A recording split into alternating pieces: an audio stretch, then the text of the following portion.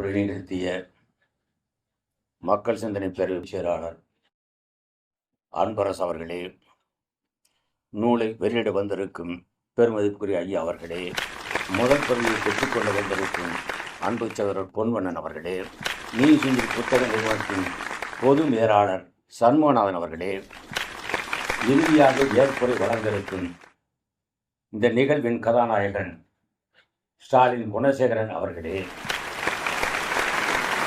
நன்றியுரை நிகழ்த்தவிருக்கும் செல்வகுமார் அவர்களே, திரளாக வந்திருக்கும் அறிவார்ந்த பெரியோர்களே, உங்கள் அனைவருக்கும் முதற்கண் என் நன்றி கலந்த வணக்கத்தை தெரிவித்துக் கொள்கின்றேன். ஒரு வாரத்திற்கு முன்பு ஸ்டாலின் குணசேகரன் இந்த நிகழ்வுகளை பற்றியெல்லாம் விவரமாக சொல்லிவிட்டு இந்த நிகழ்வுக்கு நீங்கள் தான் தலைமை தாங்க வேண்டும் என்றார். ஏன் இப்படி ஒரு விபரீத முடிவு எடுத்தீர்கள் என்று. ஏனென்றால் ஸ்டாலின் குணசேகரன் நினைத்தால் எவரை வேண்டுமானாலும் அறிவார்ந்தவர்களை, பெரியவர்களை, விளம்பரமானவர்களை இந்த நிகழ்வுக்கு அழைக்க முடியும். மக்கள் சிந்தனை நடத்தக்கூடிய ஈரோடு புத்தக திருவிழாவுக்கு அப்துல் கலாமையை 2 முறை அழைத்தவர்.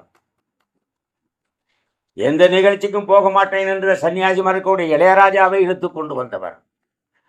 அப்படிப்பட்டவர் இந்த நிகழ்வுக்கு மிகப்பெரிய ஆளுமைகளை போடாமல் நம்ம அழைக்கிறாரே என்ற ஒரு அச்சம் எனக்கு இருந்தது. எதற்கு அழைத்தார் என்று நான் சிந்தித்த பொழுதுதான் விடை கிடைத்தது. ஸ்டாலின் குணனுடைய அப்பா அம்மா உயிரோடு இருக்கும் வரை நான் அடிக்கடி ஈரோடு சென்றேன். பாரதி அரங்கம் வீட்டுக்குள்ளே இருக்கும். அங்கே இரவு தங்கியிருப்பேன். சரியாக 5:30 மணிக்கு ஸ்டாலின் அம்மா கண்ணு அப்படின்னு வருவாங்க காப்பி எழுதி. ஏம்மா இவ்வளவு இல்லை, தம்பி சொல்லியிருக்கு கண்ணு அதிகாலையில் காப்பி சாப்பிடும்னு. காப்பி பிடிச்ச 6 மணிக்கு அப்பா வருவார். 7 மணி வரைக்கும் அரசியல், பொது நிகழ்வு, அவர் சந்திச்சதெல்லாம் பேசுவார். என்னை என் வாழ்வில் கண்ணு என்று அழைத்தது முதலாக எங்கள் இயக்குனர் மணிவண்ணனுடைய தாயார். அடுத்ததாக என்னை கண்ணு என்று அழைத்தது ஸ்டாலின் குணசேகரனுடைய தாயார். அந்த குடும்பத்தில் ஒருவனாக இருந்தவன் என்பதனால்தான் இந்த நிகழ்வுக்கு எனக்கு தலைமையேற்கக்கூடிய வாய்ப்பு கிடைத்ததாக நினைக்கின்றேன். 40 ஆண்டுகளுக்கு முன்பு ஸ்டாலின் குணசேகரன் ஈரோட்டிலிருந்து சென்ட்ரல் இறங்கினால் அவருடைய ஆட்டோ நேரடியாக என் வீட்டுக்கு தான் வரும். தேனாம்பேட்டையில் பிளாட்பாரத்தில் 2ஆம் ரோட்டில் இரவு முழுவதும் விடிய விடிய பேசிக் கொண்டிருப்போம். இலக்கியம், கவிதை, அரசியல். அது 2ஆம் ரோடு வாய்ப்பு இருந்தால் கூட போங்கப்பா போதும்னு சொல்லியிருக்கோம். அந்த அளவுக்கு பல நாள் இரவுகள் பேசி பேசி பேசி அந்த 2ஆம் ரோடு டயர்டாயிருக்கு, நாங்கள் டயர்டானது கிடையாது. அப்படிப்பட்ட ஒரு காலகட்டத்தில் தான் ஒரு நாள் அன்று இரவு ஸ்டாலின் குணசேகரன் ஈரோடு புறப்பட வேண்டும். கடற்கரையில், மெரினா கடற்கரையில் உட்கார்ந்து பேசிக் கொண்டிருக்கிறோம். அவர் பேசினா உங்களுக்கு தெரியும், தங்கு தடையாக இல்லாமல் பேச. ஒரு கேள்வியை கேட்டேன்னா அதுக்கு ஒரு 1 மணி நேரம் நம்ம பதில் சொல்லுவார்.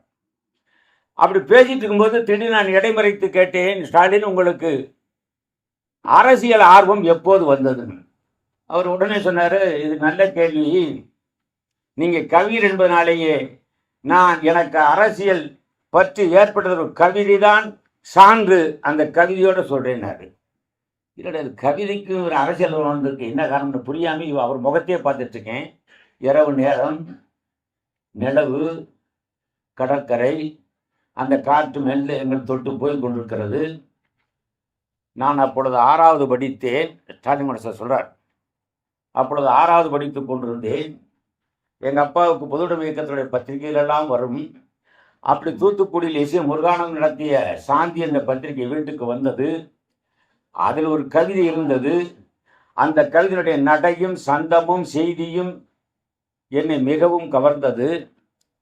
3-4 தடவை படித்து விட்டேன். அந்த சாந்தி பத்திரிகை எடுத்துக்கொண்டே வகுப்புக்கும் போனேன். அந்த வகுப்பாசிரியர் சாலமன் பாடம் எதுவும் நடத்தவில்லை. பாடம் நடத்தவில்லையே என்று அந்த சாந்தி பத்திரிகை நான் புரட்டி அந்த கவிதையை மீண்டும் படித்து கொண்டிருந்தேன். அப்போது சாலமன் வாத்தியார் கேட்டார், என்ன படிக்கிறாய் என்றால் சாந்தி என்றேன். சாந்தியில் என்ன படிக்கிறாய் என்றால் கவிதை என்றேன்.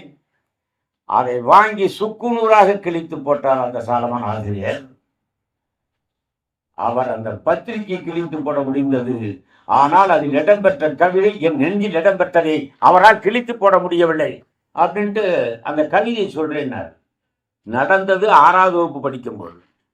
25-30 வருஷம் கழிச்சு நாங்கள் சந்திக்கும் போது சொல்றாரு, அந்த கவிதை தான் எனக்கு அரசியல் ஆர்வம் வந்த காலகட்டத்தினுடைய சான்று.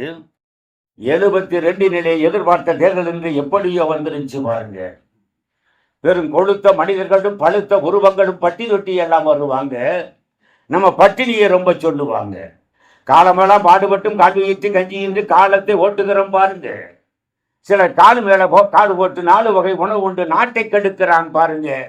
அவங்க கூட்டை உடைக்க வேணும், உடைக்க தீர்ப்பு கூறுங்க. அந்த கவிதை என்ன நான் சொல்றேன், நான் அவர் முகத்தையே பார்த்துக்கிட்டு இருக்கேன். 6வது படிக்கும்போது ஒரு கவிதையை படித்து 20 வருஷத்துக்கு பிறகு அந்த கவிதை நினைவு வச்சிருக்கிறதுனா அந்த கவிதையினுடைய ஆற்றலா அல்லது ஸ்டாலின் குணசேகரனுடைய நினைவாற்றலா அப்படின்னு திகைச்சு போயிட்டு பார்த்துக்கும்போது அப்போ சொல்கிறேன். அவர் கேட்குறாரு, அப்போ 71 அந்த பத்திரிக்கை வந்தது, 72 வரப்போகிற தேர்தல் 70 வந்துருச்சுன்னு அந்த கவிதை வந்திருக்கு. அதுதான் எனக்கு அரசியல் ஆர்வம் வந்ததுக்கு அடிப்படை காரணம் காலகட்டம்னார்.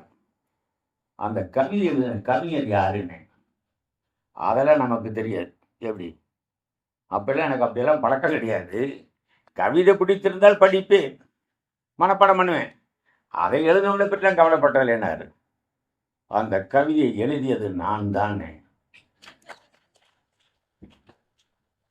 அவர் நம்பல. என்ன சொல்றீங்க கவிஞரை? இதை மாதிரி நீங்க வேற கவிதையில் இருக்கலாம், ஆனால் இந்த கவிதை நீங்கள் எழுதியிருக்க முடியாது. நான் தாங்க எழுதினேன். இல்லை இல்லை இல்லை. அப்ப என்ன உங்களுக்கு வயசு இருக்கும், எப்படி இந்த கவிதை எழுதிருப்பீங்க என்னாரு? எனக்கு அவர் பதில் சொல்ல விரும்பல. ஏன்னா நோபல் பரிசு கூட கிடைத்துள்ளோம். இந்த தேசத்தில் பரிசுகள் எல்லாம் எப்படி கிடைக்கிறது என்பது எனக்கு தெரியும். ஆனால் 6வது படிக்கிற ஒரு மாணவன் நெஞ்சில் என் கவிதை பதிந்திருக்கிறல்லவா, இதை விட என்ன பரிசு வெட்டி கிடந்து திகைச்சு போயிருந்தேனே தவிர நான் தான் அதனால சண்டை போடாட்ட விரும்பல. அவர் ஈரோட்டுக்கு போன பின்பு 2 நாள் கழித்து அவர் சொன்னது கவிதை 3 ஸ்டான்ஸா, அது மொத்தமே 9 ஸ்டான்ஸா கொண்டது. மொத்தத்தையும் எழுதி டேட் போட்டு அவருக்கு அனுப்பினேன். அது பிறகுதான் ஸ்டாலின் குணசேகரன் என்னை நம்பினார். அவருடைய ஒவ்வொரு காலகட்டங்களின் வளர்ச்சியை நான் பார்த்து கொண்டே இருக்கிறேன். அதே மாதிரி என்னுடைய வளர்ச்சியும் அவர் பார்த்து கொண்டே இருக்கிறார். நண்பர்களே, சிறந்த பேச்சாளர்களால் சிறப்பாக எழுத முடியாது, சிறந்த எழுத்தாளர்களால் சிறப்பாக பேச முடியாது. சிறப்பாக எழுதவும் சிறப்பாக பேசவும் முடிந்தவர்களால் ஒரு இயக்கத்தை கட்டி வளர்க்க இயலாது. இதை நான் பார்த்திருக்கேன். அப்படியே ஒரு இயக்கத்தை கட்டினாலும் கூட 2-3 ஆண்டுகளில் மூடுவிழா நடந்துவிடும். ஆனால் ஸ்டாலின் குணசேகரன் மிகச்சிறந்த பேச்சாளர், மிகச்சிறந்த எழுத்தாளர், மிகச்சிறந்த பேச்சாளர், மிகச்சிறந்த எழுத்தாளர், மிகச்சிறந்த அமைப்பாளர். அதற்கு சான்றுதான் மக்கள் சிந்தனை பேரவை. 25 ஆண்டுகளுக்கு முன்பு அன்பரசு சொன்னார், ஆரம்பிக்கின்ற பொழுது முதல் நிகழ்வில் பேசியவர் ஜீவபாரதி. அந்த நிகழ்வுக்கு தமிழ்நாட்டிலிருந்து 2 எழுத்தாளரை ஸ்டாலின் குணசேகரன் அழைத்தார். ஒருவர் ராஜன் கிருஷ்ணன், அடுத்து நான். இந்த 25 ஆண்டு காலமும் மக்கள் சிந்தனை பேருடைய செயல்பாடுகளை பார்க்கிறேன்.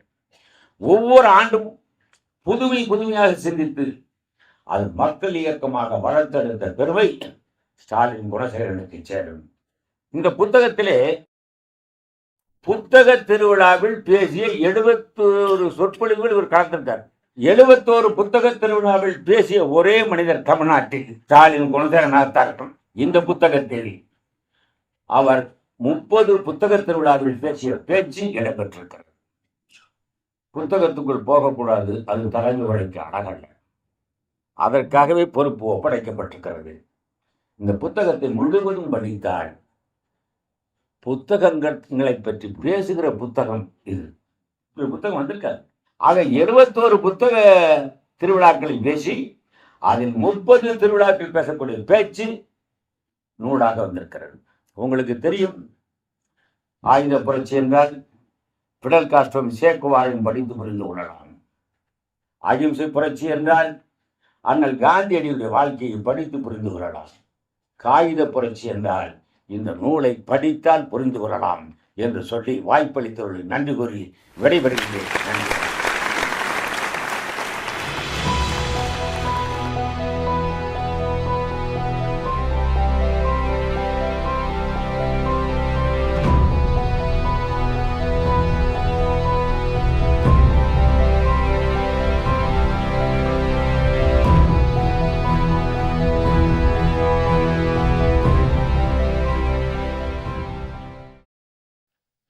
தளத்தின் பேரன்பும் பெரும் ஆசீர்வாதங்களும் நம் அனைவருக்கும் முழுமையாக கிடைக்கட்டும். நட்பு சூழ் இந்த அரங்கம், இந்த அரங்கத்துக்குள் நான் முதல் பிரதியை பெற்றுக்கொண்டு உங்கள் முன் நிற்பதில் பெரும் மகிழ்ச்சி. தலைமை உரை ஏற்றிய சகோதரர் தோழர் இந்த புத்தகத்துக்குள்ள 70 புத்தக திருவிழாக்களில் பேசிய பேச்சுக்களை 30 பேச்சுக்களாக வடிகட்டி காய்ச்சி கொடுத்துருக்கு. சொல்லிட்டு அந்த புத்தகத்துக்குள்ள இருக்கிற கண்டென்ட் எல்லாம் பேசியிருந்தாருன்னா நான்லாம் செத்தேன், நாங்கள் பின்னாடி இருக்கிறவங்க எல்லாம் செத்தோம். என்னடா பேசுறது அப்படின்னு தெரியாம தவிச்சு போயிடுவோம்.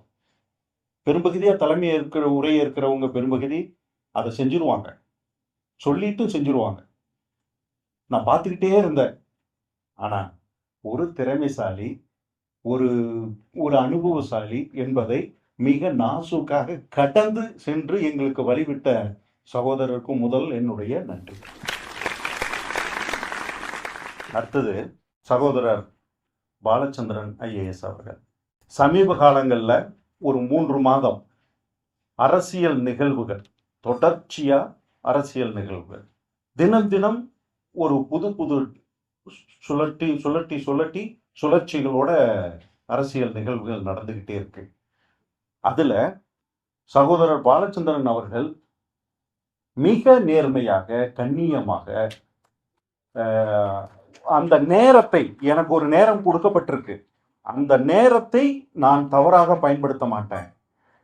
என்னை நம்பி உள்ள வந்து அந்த ஒரு அரை மணி நேரத்தை நான் பேசுறதை கேட்கிறவங்க, நான் சொல்ற செய்தியை கேட்கிறவங்களுக்கு நான் உண்மையாக இருக்கணும் அப்படின்னு மனசாட்சிப்படி அவர் சொல்கின்ற வார்த்தைக்கு நேர்மையாகவும் உண்மையாகவும் அவருடைய செயல்பாடுகள் தொடர்ச்சியாக இருந்திருக்கு.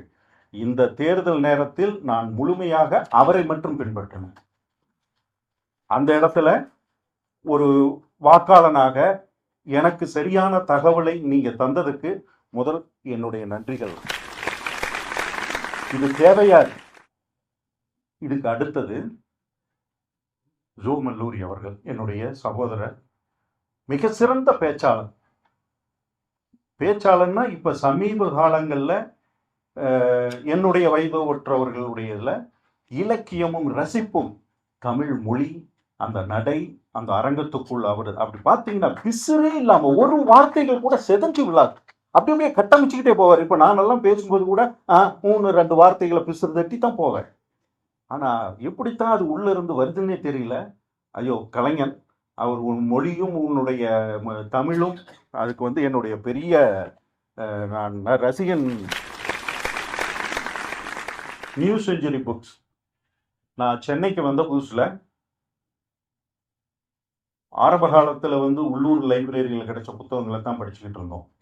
84, கடந்த சரியாக 40 வருடம் ஆச்சு நான் சென்னைக்கு அந்த வந்த காலகட்டத்தில் இருந்து நியூ செஞ்சுரி புத்தகத்தினுடைய அறிவும், அது அன்னைக்கு கொடுத்த புத்தகத்தினுடைய மொழிபெயர்ப்புகளும் என்னை வளர்த்தெடுத்திருக்குதுன்னா, இன்னைக்கு எங்கேயாவது நான் ஒரு இடத்துல நிற்கிறேன்னா, பேசுறேன்னா, அதுக்கு என்னை வடிவமைத்ததில் நியூ செஞ்சுரி புத்தகத்திற்கு மிகப்பெரிய பங்கு உண்டு. அவர்களுக்கும் அவர்களுடைய தலைமைக்கும் என்னுடைய இந்த நேரத்தில் என்னுடைய நன்றிகளை தெரிவிச்சுக்கிறேன். இந்த அரங்கத்தில் அமர்ந்திருப்பவர்கள் நிறைய என்னுடைய நண்பர்கள். அதுல 40 வருடமும் என்னோட தொடர்ச்சியாக பயணித்தவர்கள் இங்கு இல்லை, எல்லாம் வெவ்வேறு காலகட்டத்தில் வந்தவங்க. அதுல செல்வகுமார், மெட்டக்ஸ் செல்வகுமார் மக்கள் சிந்தனை பேரவையினுடைய மிக முக்கியமான பொறுப்பு. இதே 84ல் அவனுடைய ரூமுக்குள்ளதான் நாங்கள் ஆரம்பக்குள்ள போய் உட்கார்ந்தோம். இன்னைக்கு 40 வருடங்கள் ஆச்சு. இந்த 40 வருடத்திலும் தொடர்ச்சியாக செல்வகுமார் இங்க அமர்ந்து நான் பேசுறேன் அப்படின்னா உண்மையிலுமே காலத்துக்கு நான் பெரிய நன்றி சொல்லிக்கணும். அதை தொடர்ந்து சிங்கப்பூரில் இருந்து வந்திருக்கக்கூடிய இறைமதி நண்பர் மற்றும் பத்திரிகை நண்பர்கள், உங்கள் அனைவருக்கும் என்னுடைய அன்பு கலந்த வணக்கங்கள். காகித புரட்சி புத்தகத்துக்குள்ள போறதுக்கு முன்னாடி என்னுடைய தனிப்பட்ட வாழ்க்கையில புத்தகம் எந்த அளவுக்கு ஒரு பங்களிச்சிருக்குங்கிறத மட்டும் நான் சொல்லிடுறேன். என்னுடைய சிறுவயது என்பது கிராமத்துல ஒரு சாதாரண விவசாய குடும்பத்தை சேர்ந்தவங்க தான். அப்பா அம்மா படித்தவங்க இல்லை. கிராமத்தில் விவசாய குடும்பம்னா ஈரோட்டுக்கு பக்கத்தில் இருக்கிற கிராமம். அங்கே 3 போகம் விளையும். காலையில் 4 மணிக்கு எங்கள் அம்மா எழுந்திரிச்சிடும், நைட்டு 10 மணிக்கு தான் படுக்கும். அப்போ ஒரு கிராமத்தில் விவசாய குடும்பத்தை சேர்ந்த பையனுக்கு என்னென்ன வேலை இருக்குன்னு தெரியும். அப்பா அம்மா காட்டில் வேலை செஞ்சுட்டு வரும்போது நம்ம வீட்டில் விளையாண்டுட்டு இருக்க முடியாது. நம்மளும் பள்ளிக்கூடம் விட்ட உடனே நேராக காட்டுக்குள்ளே போயிடணும்.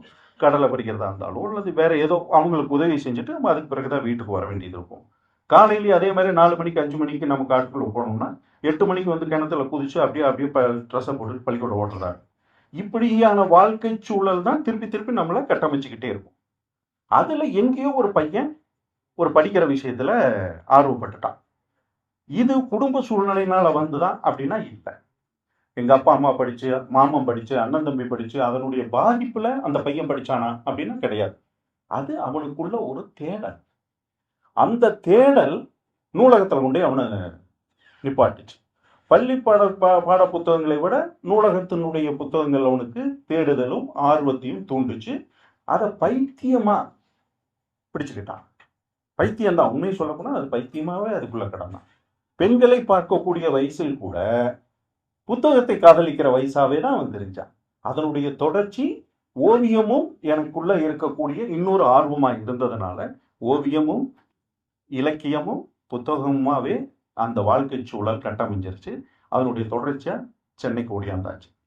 ஆரம்ப காலத்துல என்னுடைய திருட்டு என்பது எங்க ஆரம்பிச்சதுன்னா நூலகத்துல இருந்து புத்தகம் திருடுறது தான். நான் ஒரு திருடன், முதல் திருடன், பிடிபடாத திருடனாவே. நூலகர்கிட்ட நான் பிடிபடவே இல்லை. அது மாதிரியான ட்ரிக்குகளோட தான் நான் நூலகத்துல புத்தகத்தை திருடி இருக்கேன். அதனால முதல் திருடன் நான் புத்தகம் தான் திருடினேன். ஆனா ஒரு காலகட்டத்துக்கு பிறகு புத்தகங்களை பார்த்து இரவல் வாங்குறத கொடுக்காத ஆளா கூட நான் இருந்தேன். வாங்கிட்டு போவேன், கொடுக்க மாட்டேன். அதுவும் நட்பு கெடுத்தாலும் பரவாயில்ல, அந்த புத்தகம் கிடைச்சா போதும் அப்படின்னு ஒரு சூழல். அது ஒரு அடுத்த ஸ்டேஜ் வந்தது. அதுக்கு அடுத்த ஸ்டேஜில் புத்தகத்தை வாங்கக்கூடிய அளவுக்கு வந்து சேர்ந்தேன். அங்கதான் நியூ செஞ்சுரி புக்ஸ் வருது, நேஷனல் புக் ட்ரஸ்ட் வருது, பாவதயனார் அரங்கத்தில் இருந்த என்னுடைய உழைப்பு முழுக்க புத்தகங்களாக மாறி நின்றது. அது ஒரு பைத்தியமா அந்த ஒரு சூழ்நிலை. முதல் திரைப்படம் நான் இயக்கிறதுக்கு எனக்கு கொடுத்தது வந்து சம்பளம் 10,000 ரூபாய். 89, 90 10,000 ரூபாய். அன்னைக்கெல்லாம் ஒரு கிரவுண்ட் வந்து 6,000 ரூபாய் 7,000 ரூபாய் தான் சாலிகிராம ஏரியாவில். அறிவுமதின்னு என்னுடைய நண்பர், அவர் கூடவே இருந்தார். அவர் கையில் பணத்தை கொடுத்து 10,000 ரூபாய்க்கும் புத்தகத்தை வாங்கியாந்து வச்சுட்டார். இன்னைக்கு அந்த 10,000 ரூபாய்க்கு நான் சாலிகிராமத்தில் விலை 2 கோடி ரூபாய். ஆனால் இப்பவும் திருப்பி நான் எனக்கு நிலம் இருந்த, நான் 2 கோடிக்கு நிலம் வச்சிருக்கேன்னு இந்த மேடையில் சொன்ன எனக்கு சந்தோஷம் இல்லை. இருக்கு, எனக்கு பணம் இருக்கு, நான் இருக்கேன். ஆனால் 10,000 ரூபாய்க்கு நான் புத்தகம் வாங்கினேன்னு சொல்றது இருக்கு இல்லையா, அது கோடி ரூபாய் கொடுத்தாலும் அது என்னன்னு தெரியல. ஒரு பிடிச்ச விஷயத்த பணத்தோட நம்ம அளவுகோல்ல வைக்கிறதே இல்லை. பிடிச்சது அதுக்கு அளவுகள், பணத்தை வச்சு அதை அளவுகோல் வைக்க முடியாது. அப்போ ஒரு காலகட்டத்துக்கு பிறகு திரைப்படத்துறையில் ஏற்பட்ட தோல்விகள் அல்லது அதில் இருக்கிற போராட்டங்கள்ல தொடர்ச்சியாக புத்தகத்தை நோக்கி நகர முடியாத சூழ்நிலை இருந்தாலும் காகிதம் இல்லத்தினுடைய எல்ஐசிக்கு ஆப்போசிட்ல இருக்கக்கூடிய கிரவுண்டில் முதல் புத்தக இன்னைக்கு இருக்கக்கூடிய புத்தக திருவிழாவினுடைய ஆரம்ப நிலை அங்கதான். அதுக்கு முன்னாடி 6-7 வருஷம் நடந்திருக்கு. இருந்தாலும் அந்த காலேஜில் தான் ஃபர்ஸ்ட் கிரவுண்டில் பெருசா போட்டு ஹால் போட்டு நடத்த ஆரம்பிச்சாங்க. அன்னையிலிருந்து தொடர்ச்சியாக புத்தக திருவிழாவில் போய் மூட்டையாக பிடிச்சிக்கிட்டு வர்றதுன்னு இருந்தது. குடும்பத்துக்குள்ள எனக்கும் என் துணைவியாருக்கும் என் திருமண வாழ்க்கையில் ஒரு மிஸ் அண்டர்ஸ்டாண்டிங் இல்லை. ஆனா இந்த புத்தகத்தை போய் பிடிச்சிக்கிட்டு வந்தா அவங்க டென்ஷன் ஆவாங்க. பாருங்க, ஏங்க என்னங்க எதுக்குங்க இப்படி போய் இப்படி மூட்டையா தூக்கிட்டு வர்றீங்க அப்படின்னு சொல்ற அளவுக்கு தான் என்னுடைய செயல்பாடுகள் இருந்து. அப்போ புத்தகம் எதுக்காக இப்படி வாங்கணும்? சில பேர் சாப்பிட்றதுக்கு போடுவாங்க, ஹோட்டலாக போவாங்க, கார் எடுத்துட்டு இங்கிருந்து மதுரைக்கு போய் சாப்பிட்டு வந்திருப்பாங்க, ஃப்ளைட் பிடிச்சிட்டு பெங்களூர் போய் சாப்பிட்டு வந்திருப்பாங்க. சில பேர் ட்ரிங்க்ஸு, சார் அந்த ட்ரிங்க்ஸ் சூப்பர்ப்பாக இருக்குதும்பாங்க. சில பேருக்கு வந்து உடைகள், சில பேருக்கு நகைகள், சில பேருக்கு கார். இப்படி ஒவ்வொரு மனிதனும் ஏதோ ஒரு விஷயத்தில் பைத்தியமா இருக்காங்க. நம்மெல்லாம் புத்தக பைத்தியங்கள். புத்தகம் பிடிச்சிருக்கு, அந்த புத்தகத்திலும் பின் இருக்கும். இதெல்லாம் பின் இல்லை, பின்னை ஒட்டச்சிட்டு நாக்கில் கட்டிட்டு அந்த ஸ்மெல், புத்தகத்தினுடைய ஸ்மெல் இருக்கு இல்லையா, அது அம்மாவினுடைய பால் கவிச்சிக்கு பிறகு எனக்கு பிடிச்ச ஸ்மெல் புத்தகத்தினுடைய ஸ்மெல் தான். அது என்ன இளவோ தெரியல, நம்ம பாடியில அப்படி ஒரு சுரப்பி அதை மொத்தம் அப்படியே ஒரு ஒரு சுகத்துக்கு போகுது. அது அது இப்போ இந்த அபின் அடிக்கிறோம் கஞ்சா அடிக்கிறவனு மாதிரி, அது மாதிரி புத்தக ஸ்மெல் வந்து ஒரு பெரிய கஞ்சா போத மாதிரி. இப்படியாக வாழ்க்கை ஓடிருச்சு. வந்தாச்சு மிடில் ஏஜ். இப்ப மட்டும் திருந்துருமான்னா இப்பவும் இல்லை. இப்பவும் அதே நிலைமை தான். ஆனால் வாழ்க்கை நம்மளை சுற்றி புத்தகங்கள் பார்த்து கொண்டிருக்க, புத்தகங்கள் சூழ்ந்திருக்க, நம்ம ஒரு அறையில் அமர்ந்திருப்பதும் மிகப்பெரிய உறவுகளும் உலகமே நம்மளை சுத்தி பார்த்துக்கிட்டு இருக்கிற மாதிரி ஒரு பெரிய சந்தோஷம். இன்னைக்கு நிறைய நிறைய நான் நான் நான் என்னை வச்சு சொல்ல, தமிழகத்தில் இருக்கக்கூடிய கிராமத்தில் இருக்கிறவங்க, வெவ்வேறு நபர்களை நான் பார்க்குறேன். வயதானவர்கள், ஏழ்மையில் இருக்கிறவங்க, புத்தகத்தை எல்லாம் மெயின்டைன் பண்ண முடியாம சூழ்நிலையில் இருக்கிறவங்களை கூட நான் பார்க்குறேன். அவங்க எல்லாம் அந்த புத்தகத்துக்குள்ள உட்கார்ந்துக்கிட்டு பேசுறதுல அவங்க முகத்தை பார்த்தா ஒரு 70-80 வயது கடந்தவர்களா கூட இருக்காங்க. எவ்வளவு சந்தோஷப்படுறாங்க. அந்த சந்தோஷம் என்பது வாழ்க்கையில் 100 பேர்ல 2 பேருக்கு மட்டும்தான் கிடைக்குது. அந்த 2 பேர்ல இருக்கிற சபைகளா தான் இந்த சபை அமைஞ்சிருக்கு. என்னுடைய சிறு வயதுல நான் டீ கடை பக்கம் ஸ்கூலுக்கெல்லாம் போய்கிட்டு இருக்கும்போது பார்த்தீங்கன்னா, ஒரு வயசானவர் நல்லா அப்படியே இப்போ இதெல்லாம் போட்டு காலையில வெள்ளை வேஷ்டி மேல எல்லாம் ஒண்ணுமே இருக்காது. துண்டு மட்டும் போட்டு வந்து உட்கார்ந்து கண் பேப்பர், தினத்தந்தி பேப்பரை இந்த ஒரு கண்ணாடி இது வச்சு லென்ஸ் வச்சு அப்படியே படிச்சுட்டு உட்காந்துருப்பாரு. அவர் ஒரு எழுத்து கூட்டி படிப்பாரு. எனக்கு கண்ணு தெரியாதனால கிட்டத்தட்ட 1 மணி நேரம் அந்த பேப்பர் படிச்சுட்டு இருப்பார். டீ கடைக்காரன் திட்டுவான், யோ நீயே படிச்சுட்டு இருந்த எப்படி, நான் அடுத்து உங்களுக்கு பேப்பர் கொடுன்னு திட்டுவான். போயிட்டு 11 மணிக்கு வா அப்படின்லாம் சொல்லுவான். அந்த வயசானவர் படிக்கும்போது எனக்கு ஆச்சரியமா இருக்கு. என்னடா இப்படி படிச்சுக்கிட்டு இருக்காருன்னு. இன்னைக்கு அதை உணர முடியும். படிப்பு என்பது எந்த அளவுக்கு நம்மளுடைய சுவாசத்திலும் ரத்தத்திலும் ஊறி போய் கிடக்கு. அதனாலதான் இதை விட்டு மீள முடியல. இந்த ஜென்மம் முழுக்க நம்ம இப்படித்தான் ஆசீர்வதிக்கப்பட்டவர்கள். அது நல்லதா இருந்தாலும் கெட்டதா இருந்தாலும் இதுக்குள்ள நம்ம இப்படியே கடந்து போக வேண்டிய சூழ்நிலை தான். என்னுடைய வாழ்க்கையில ஒரு 2-3 சம்பவங்கள் நடந்தது. அந்த சம்பவத்துக்கு இந்த புத்தகம் துணையா இருந்திருக்கா அப்படின்னு பார்த்தா இருந்தது. MS உதயமூர்த்தி அவர்களுடைய உன்னால் முடியும் தம்பி அப்படின்னு ஒரு வார்த்தை. சிவசங்கரி அவர்களுடைய சின்ன நூல் கண்டா நம்மை சிறைப்படுத்துவது. பாலகுமாரனுடைய இதுக்குத்தாய் ஆசைப்பட்டாய் பாலகுமாரா அப்படின்னு சொல்ற ஒரு வார்த்தை. இப்படி சில ஒரு ஒரு ஒரு ஒரு கேப்ஷன்ஸ் இருக்கு இல்லையா, அது வந்து நம்மளுடைய பல பிரச்சனைகளுக்கு இடையில அதை சொல்லி நம்மளுக்கு நம்பிக்கையை தரும், அல்லது அதுல வந்து அதை நம்ம சொல்லி கடந்து போவோம், அல்லது வாழ்க்கையில சிரிச்சுக்கிட்டு போவோம். அப்படி இது மாதிரியான சொற்றொடர்கள் மட்டும் இல்லாம லேனா தமிழ்வாணன் அவர்களுடைய ஒரு பக்க கட்டுரை எனக்கு ரொம்ப பிடிச்சது. பல இடங்களுக்கு என்னுடைய நண்பர்களுடைய திருமணத்துக்கெல்லாம் கூட நான் அதை வாங்கி, ஆரம்பத்தில் வந்து அர்த்தமுள்ள இந்து மதம் வாங்கி கொடுப்பேன். ஆனா அர்த்தமுள்ள இந்து மதத்தை விட எனக்கு ஒரு என்னுடைய அறிவும் மெச்சூரிட்டியும் வளர வளர நான் வந்து ஒரு பக்க கட்டுரையை வந்து வாங்கி கொடுக்க ஆரம்பிச்சேன். ஒரு ஸ்டேஜில் ஒரு பக்க கட்டுரையை தாண்டி வேற தளத்துக்கு போயிட்டோம்னு வைங்க. ஆனால் அந்த ஒரு பக்க கட்டுரை, லேனா தமிழனுடைய ஒரு பக்க கட்டுரை வாழ்க்கையினுடைய சின்ன சின்ன பகுதிகள் கூட செதுக்கி வாழ்க்கையை மேம்படுத்துவதற்கு அதில் வந்து பிராக்டிக்கலான விஷயத்தை அவர் அணுகியிருப்பார். அது எனக்கு நிறைய அனுபவங்களை தந்தது. ஒரு சூழ்நிலையில நான் ஒரு படத்தை இயக்கி ஒரு பெரிய பிரச்சனைக்கு இடையில மாட்டி அந்த படம் ஃபெயிலியர். அன்னைக்கு ரிலீஸ் ஆகுது. நான் அந்த படத்தை பார்க்கவே இல்லை. அது அன்னை வயல், சோவியத் ரஷ்யானுடைய சிங்கிஸ் ஐத்மாத்யூனுடைய டைட்டில். அது அன்னை வயல். அந்த ரைட்டருடைய டைட்டிலை வச்சு நான் ஒரு திரைப்படம் இயக்கியிருந்தேன். அது எனக்கும் தயாரிப்பாளருக்கும் பிரச்சனை முடிஞ்சு போயிடுச்சு. ரிலீஸ் ஆகுது. அன்னைக்கு எனக்கு ஒரு நம்பிக்கையை தந்தது சாவுக்கே சவால் அப்படின்னு ஒரு புத்தகம். அதைத்தான் நான் படிச்சுட்டு உட்கார்ந்துருந்தேன். அந்த புத்தகம் எனக்கு ஒரு மிகப்பெரிய நம்பிக்கையை தந்தது. என்னடா வாழ்க்கையில ஒண்ணுமே இல்லை, இதெல்லாம் கடந்து வரலாம்டா அப்படின்னு.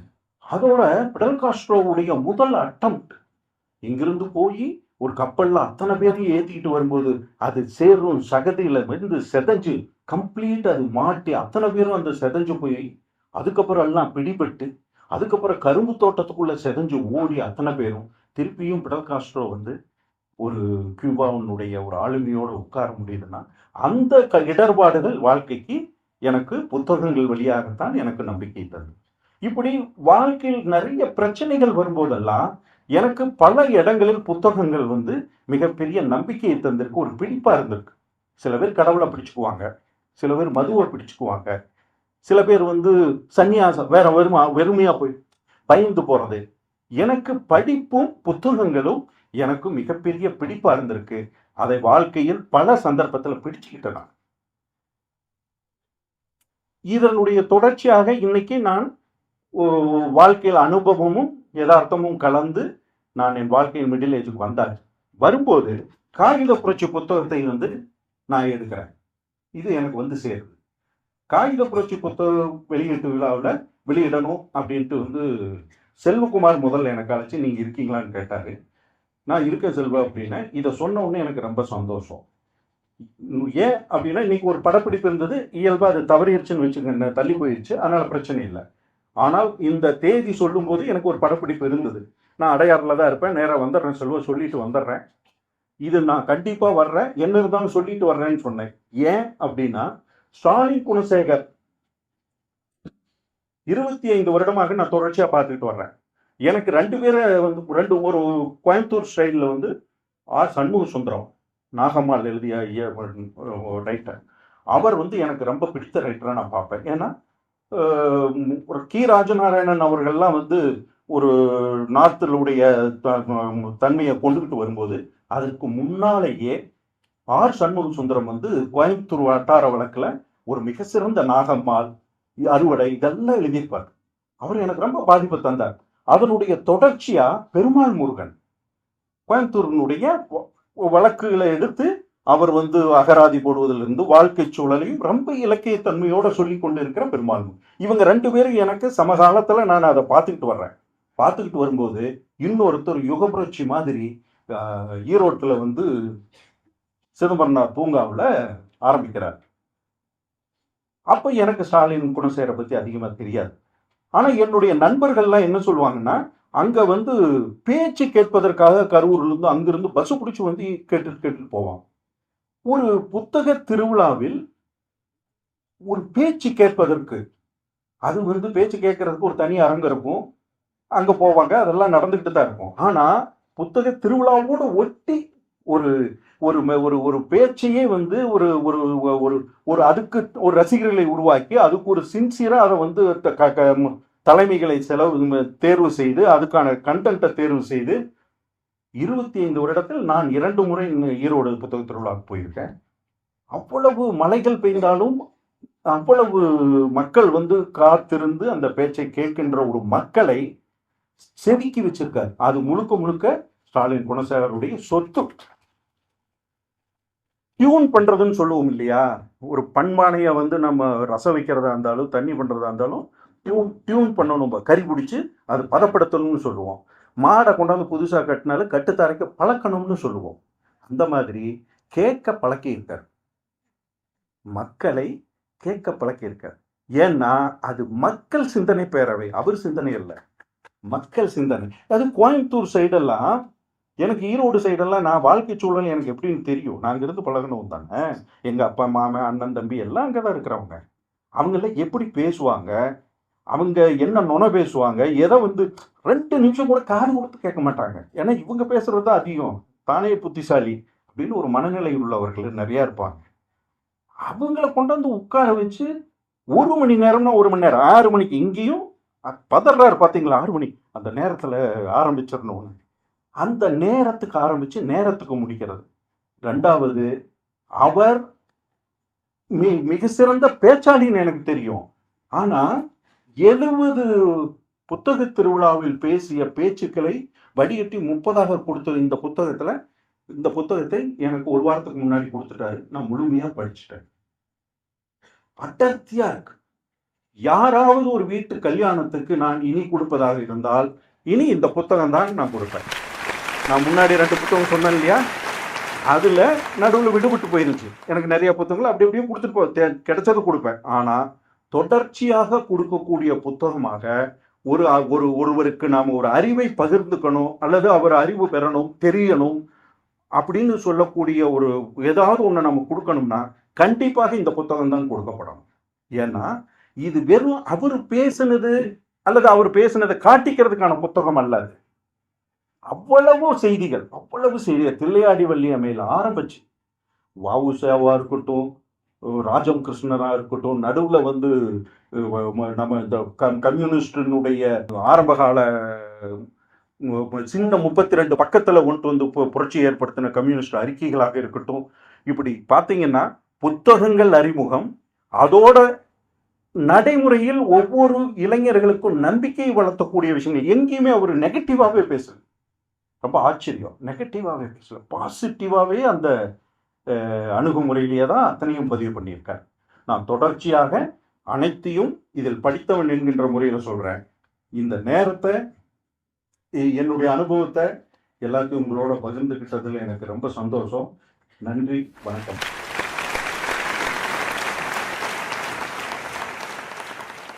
திங்களோடு பிறந்தவளும் தென்றலோடு நடந்தவளும் தென்பொதுகை விட்டெழுந்து சந்தனத்தின் புதுமணத்தில் தோய்ந்தவளும் எந்தையும் தாயும் மகிழ்ந்து குலாவி சிந்தை இனித்திடச் சிறந்தவளும் எந்தன் நாவசத்தும் நற்றமிழ் நங்காய் வாழி முத்தம் தந்து முகம் தழுவும் முத்தமிழ் மங்காய் வாழி.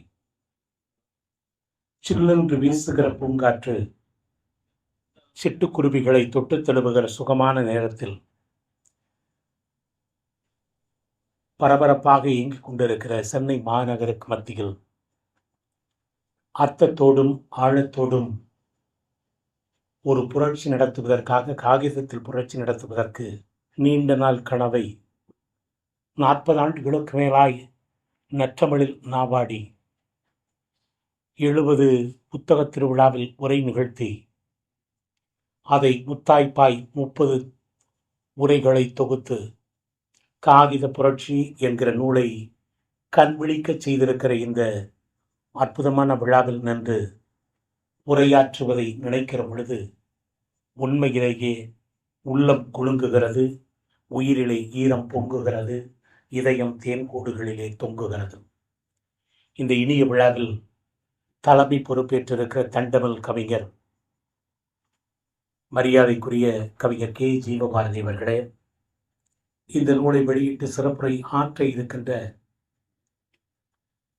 அன்புக்குரிய பெருமகன், தமிழ் பெருமகன் பாலச்சந்திரன் அவர்களே, எனக்கு முன் உரை நிகழ்த்தி இலக்கியமாய் பேசுவது பெரிதல்ல, யதார்த்தமாக பேசுவது எவ்வளவு பெரிது என்பதை நிலைநாட்டி சென்றிருக்கிற என் நெஞ்சல் தாழ்வாரத்தில் நேச தொற்றில் விட்டு இருக்கிற பாசத்திற்குரிய பைந்தமிழ் நடிகர் சகோதரர் பொன்வண்ணன் அவர்களே,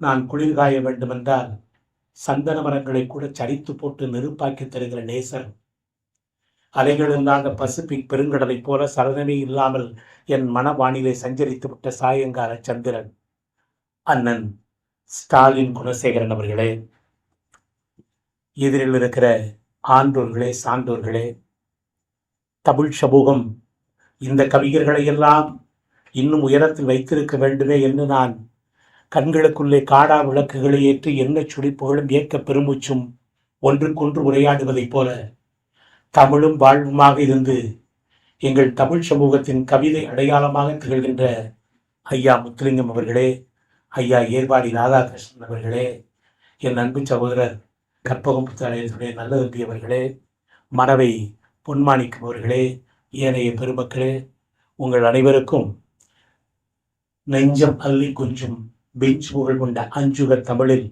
மஞ்சம் நெகிழும் மகிழம்பு சொல் எடுத்து சீர்படைத்து யாழெடுத்து இசைமிட்டும் தமிழ் பாவெடுத்து கவிதை கண்கொண்ட காவிய வணக்கம் கூறி என் உரை தொடங்குகிறேன். பொன்வண்ணன் அவர்கள் குறிப்பிட்டதைப் போல சென்னைக்கு வந்த பெரும்பாலானவர்கள் 30 ஆண்டுகளுக்கு முன்னால் சென்னைக்கு வந்த இலக்கிய பறவைகளெல்லாம் முதலில் காலடி வைக்கிற இடம் நியூ செஞ்சுரி புத்தக நிலையம்தான். அப்பொழுது அண்ணா சாலையில் தான் இருந்தது.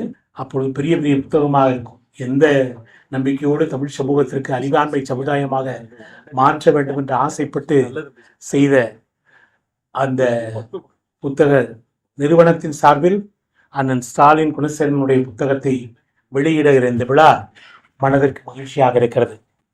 கிடைகள், மாலை நேரத்தில் கிடைகளை வீட்டுக்கு திருப்புகிற ஒரு ஆயர் மகள் காற்றிலே சலசலத்து விழுகிற பூவரசம் இலையை குழல் செய்து ஊத, புவனம் இதுவரை கேட்காத புது பாடல் கேட்டால் எப்படி இருக்குமோ அப்படித்தான் ஏழை உழவன் ஒருவன் தன் பசுவினுடைய மடியை கன்றுகளுக்கு காண்பித்துவிட்டு பாலுக்காக காம்புகளை இழுக்கிற போது பாலுக்கு பதிலாக நெய்யே வடிந்து விட்டால் எவ்வளவு நேர்த்தியாக இருக்குமோ அவ்வளவு நேர்த்தியாக ஒரு கன்னி பெண்ணுறுத்தி அதிகாலை மார்கழி மாதத்தினுடைய அதிகாலை வாசல் முற்றத்திலே கோலம் போடுவதற்காக புள்ளிகளை வைத்துவிட்டு பூசணி பூவை பறித்து திரும்புவதற்குள்ளாக புள்ளிகளை புது கோலமாகிவிட்டால் எப்படி இருக்குமோ அவ்வளவு நேர்த்தியாக ஒரு அற்புதமான புது பாடலாக புது கோலமாக தமிழ் சமூகத்திற்கு தமிழ் இலக்கிய பரப்பிற்கு காகித புரட்சி என்கிற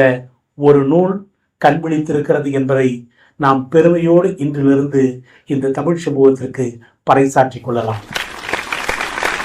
அறிமுக உரை என்பது மணமகளோடு மேடைக்கு வருகிற தோழி மாதிரி இருக்க வேண்டும். தோழியை மேடையில் அமர்ந்துவிடக் கூடாது. குதிரையை குளம்பரை கூட்டு போகிற பொறுப்பாக இருக்க வேண்டும். குதிரைக்காரனே தாகம் தரித்து விடக்கூடாது. அந்த அளவில் எதை சொல்ல வேண்டும், எப்படி அறிமுகப்படுத்த வேண்டும் என்கிற உணர்வோடு உங்கள் முன்னால் நின்று கொண்டிருக்கிறேன்.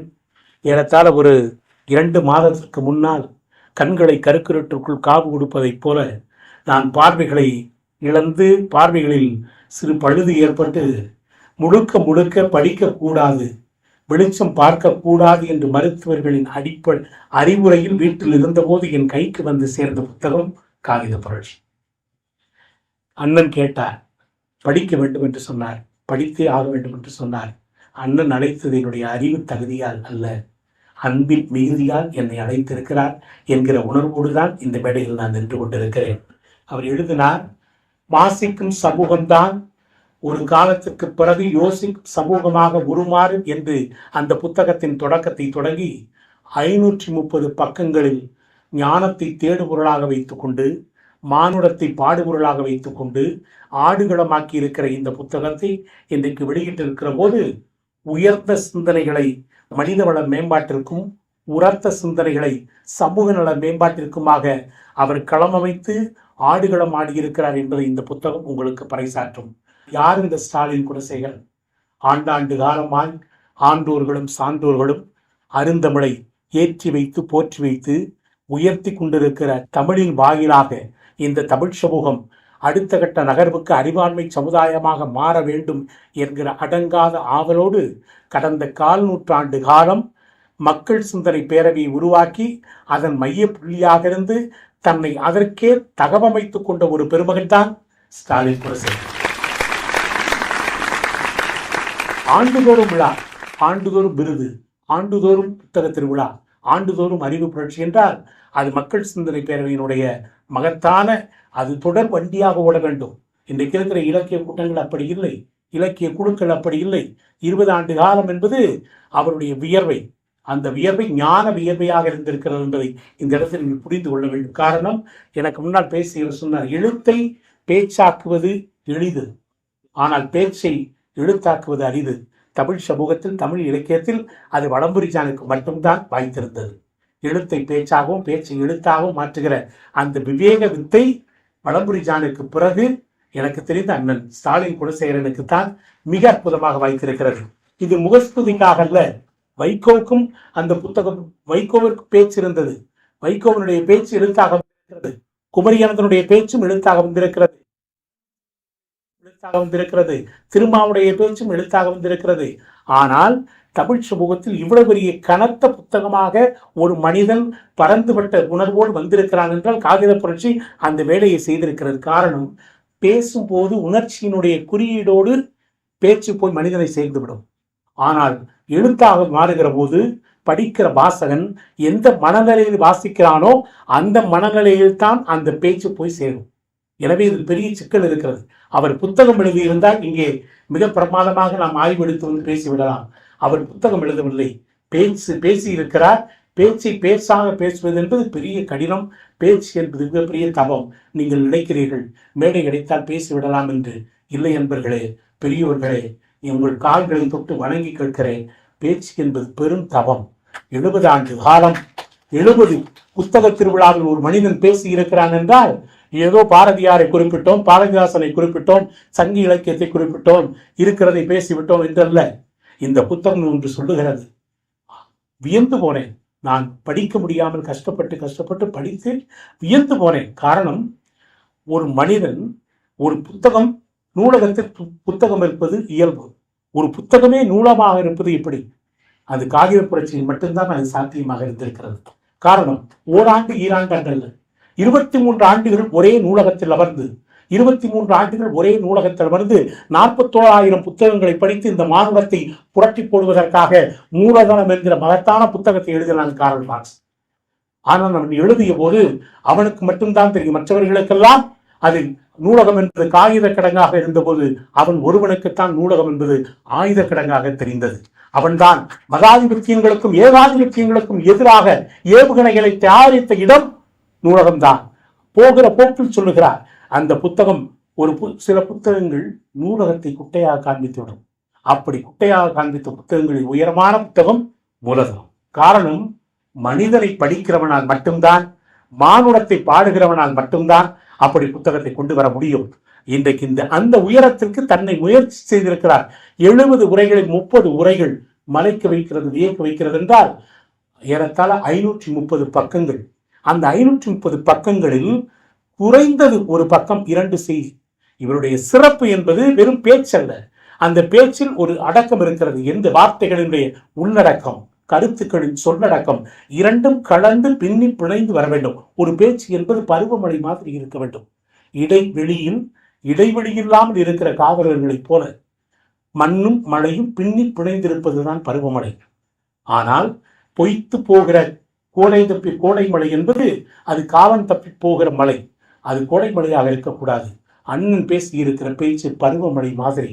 அந்த பேச்சு கேட்கிற போது, பேச்சு உணர்ச்சியினுடைய குறியீடுகளை கேட்கிற போது, மானுடத்தினுடைய கபாலங்களுக்குள்ளே கப்பி இருக்கிற கனத்த இருளை அகற்றுவதற்கு கால மொழிகளால் வெளிச்சம் தருகிற வேள்வியைத்தான் பேச்சு என்றும் எழுத்து என்றும் அர்த்தம் கொண்டிருக்கிற ஒரு படைப்பாளியால் மட்டும்தான் இப்படி காகித புரட்சியை செய்ய முடியும், மற்றவர்களால் செய்ய முடியாது. அப்படி மிகப்பெரிய வெற்றி அடைந்திருக்கிற அண்ணனுடைய படைப்பில் இந்த புத்தகம் அறத்தை முன்புலமாக, அறிவை பின்புலமாக வைத்துக் கொண்டு இந்த புத்தகம் பின்னி பிணைக்கப்பட்டிருக்கிறது.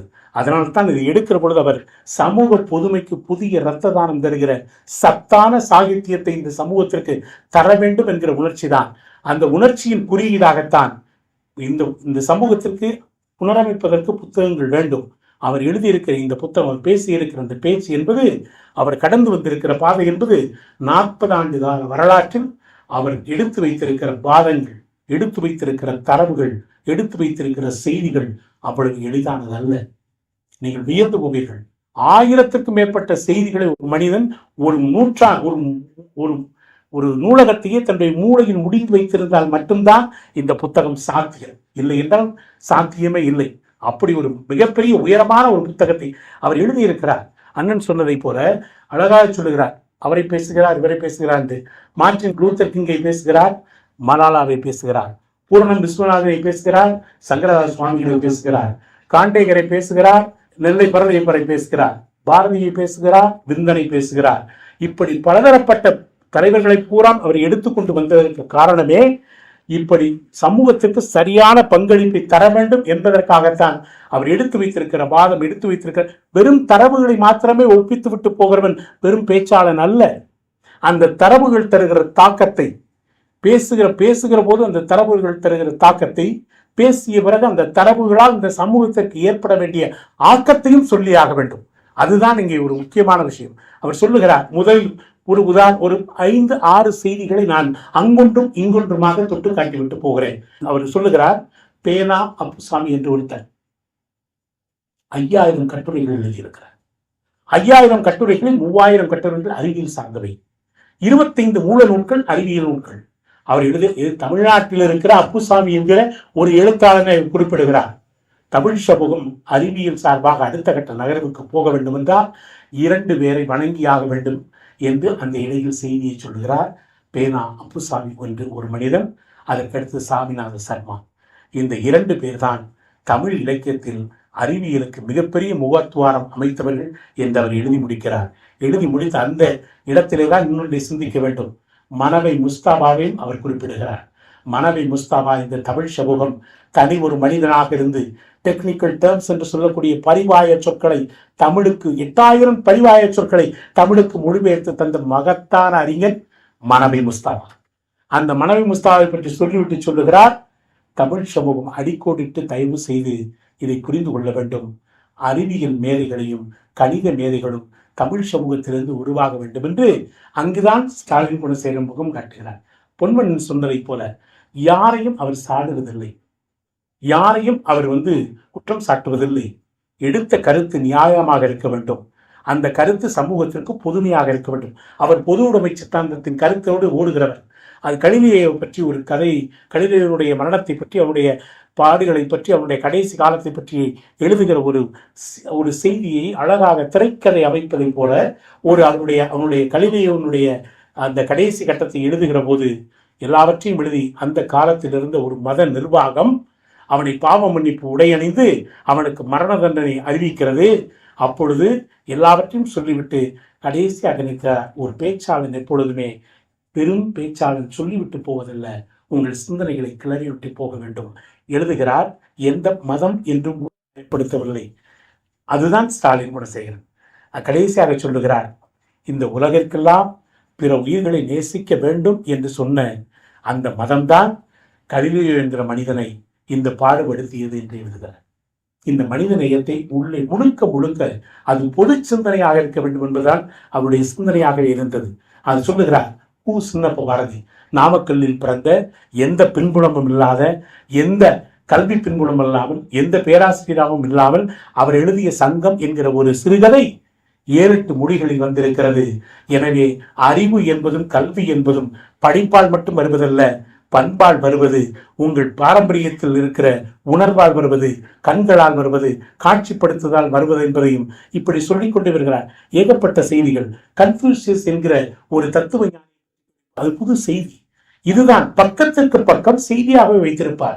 அந்த செய்திக்கு பின்னால் அந்த சமூகத்திற்கு ஒரு தேவையான ஒரு விஷயத்தை சொல்லி வைப்பதுதான் இந்த புத்தகத்தினுடைய மிகப்பெரிய சிறப்பு. பொன்மனன் சொன்னதை போல இந்த புத்தகம் படிப்பதை விட மற்றவர்களுக்கு படித்து கொடுப்பதற்கு மிகப்பெரிய புத்தகம் என்று சொன்னார். சமூகத்தை அடுத்த கட்ட நகர்வுக்கு எடுத்து போவதற்கு மிகப்பெரிய கனத்த புத்தகங்களின் அடையாளமாக காகித புரட்சி இருக்கிறது. மெக்காலே என்ற போகிற போக்கில் அழகாக தமிழ் சமூகத்தினுடைய அந்த அடிமை புத்தியை அவர் அழகாக சொல்லுகிறார். மெக்காலே என்கிற ஒரு கல்வியாளன் வந்தால் ஆங்கில அரசாங்கம் அன்றைக்கு அவனை பின்பற்றி அவன் சொன்னதை கேட்டு இந்தியாவில் இருக்கிற அத்தனை இடங்களிலும் ஆங்கிலத்தை அவன் திணித்தான். ஆங்கில கல்வி முறை அடிமை கல்வி முறை. தமிழ் சமூகமே, தமிழ் பள்ளிக்கூடங்களே, நீங்கள் தயவு செய்து இதை சிந்திக்க வேண்டும் என்று மட்டும் சாட்டையை கொடுத்துவிட்டு ஒதுங்கி விடுகிறார். அதற்கு பிறகு பின்லாந்தை பற்றி பேசுகிறார். பின்லாந்து என்பது கல்விகளின் மெக்கா, கல்வி சுற்றுலா என்று இன்றைக்கு உலகத்திலேயே வருடத்திற்கு 15,000 மனிதர்கள், கல்வியாளர்கள் சென்று கல்வியை பற்றி தெரிந்து கொள்வதற்கு போகிற நாடு பின்லாந்து. இது நான் சொல்லவில்லை, அண்ணன் அதை ஆழ்ந்து அகழ்ந்து அந்த பின்லாந்தினுடைய கல்வியை பற்றி, பின்லாந்தினுடைய கல்வி சுற்றுலாவை பற்றி சொல்லுகிற செய்திகள் எல்லாம் ஒவ்வொன்றும் மகத்தான செய்திகள். நான் எல்லாவற்றையும் எடுத்து சொல்லிவிட முடியாது. இருந்தாலும் சில விஷயங்களை நாம் இந்த புத்தகத்தினுடைய அறிமுகம் என்பதால் சொல்ல வேண்டியிருக்கிறது. ஒரு இடத்தில் சொல்லுகிறார், மொழிபெயர்ப்பு என்பது என்ன? வாட்டர் ஃபால்ஸ் என்று எழுதுகிறார்கள். அதை தமிழில் சொல்லுகிற போது நீர் கீழே விழுகிறது என்று அர்த்தம். ஆனால் அதை சொல்லவில்லை. நாம் மருவி நீர் வீழ்ச்சி என்று சொல்லி இருக்கிறோம். தமிழில் அருவி என்கிற ஒரு வார்த்தை இருக்கிறது என்று அதை எடுத்து வைக்கிறார். அந்த வாதத்தை எடுத்து வைக்கிறது தான் யோசிக்கிறேன். சதுரகராதியில் கடவுள் என்கிற ஒரு பெயருக்கு ஏறத்தாழ 116 பெயர்கள் இருக்கிறது. யானை என்கிற பெயருக்கு 62 பெயர்கள் இருக்கிறது. நெல் என்கிற பெயருக்கு 60-70 பெயர்கள் இருக்கிறது. தமிழில் தான் இந்த வளம் இருக்கிறது. எனவே தாய்மொழி பற்றி தயவு செய்து தமிழ் மொழி பற்றி இந்த சமூகம் உணர வேண்டும் என்று அவர் போகிற எல்லா சொற்பொழிவுகளிலும் அடிநாதமாக விளங்குவது தாய்மொழி பற்றியும் தமிழ் மொழி பற்றியும் தான். காந்தி சத்திய சோதனையில் எழுதினார், குஜராத் மொழியிலே தான் எழுதினார், தன்னுடைய தாய்மொழியிலே தான் எழுதினார். தாகூர் கீதாஞ்சலியை வங்கத்திலே தான் எழுதினார். அப்படித்தான் கலிலியோவும் எழுத சொன்னார்கள். இத்தாலியில் நீ லத்தீனில் தான் எழுத வேண்டும் என்று சொன்னார்கள். அவன் சொன்னான், நான் லத்தீனில் எழுத மாட்டேன், என் தாய்மொழி இத்தாலியில் தான் எழுதுவேன். லத்தீன் என்பது மகான்களின் மொழி, இத்தாலி என்பது மக்கள் மொழி என்று சொன்னான். அந்த இடத்தை சுட்டிக்காட்டித்தான் தமிழர்கள் தாய்மொழியின் மீது மிகப்பெரிய பற்று வைக்க வேண்டும். அதற்காகத்தான் புத்தக திருவிழாக்கள் தமிழ் சமூகம் நிறைய இடங்களில் புத்தக திருவிழாக்களை உருவாக்கி கொண்டிருக்கிறது.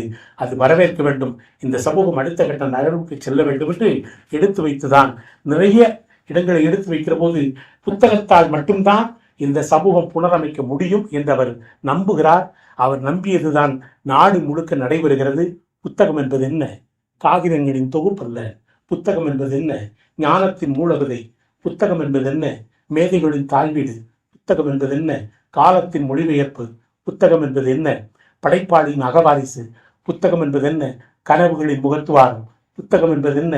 எழுத்துக்களின் ஏகாதிபத்தியம். இனி சொல்லலாம், புத்தகம் என்பது என்ன? காகித புரட்சி. இனி அடுக்கலாம், காகித புரட்சி என்று சொல்லலாம்.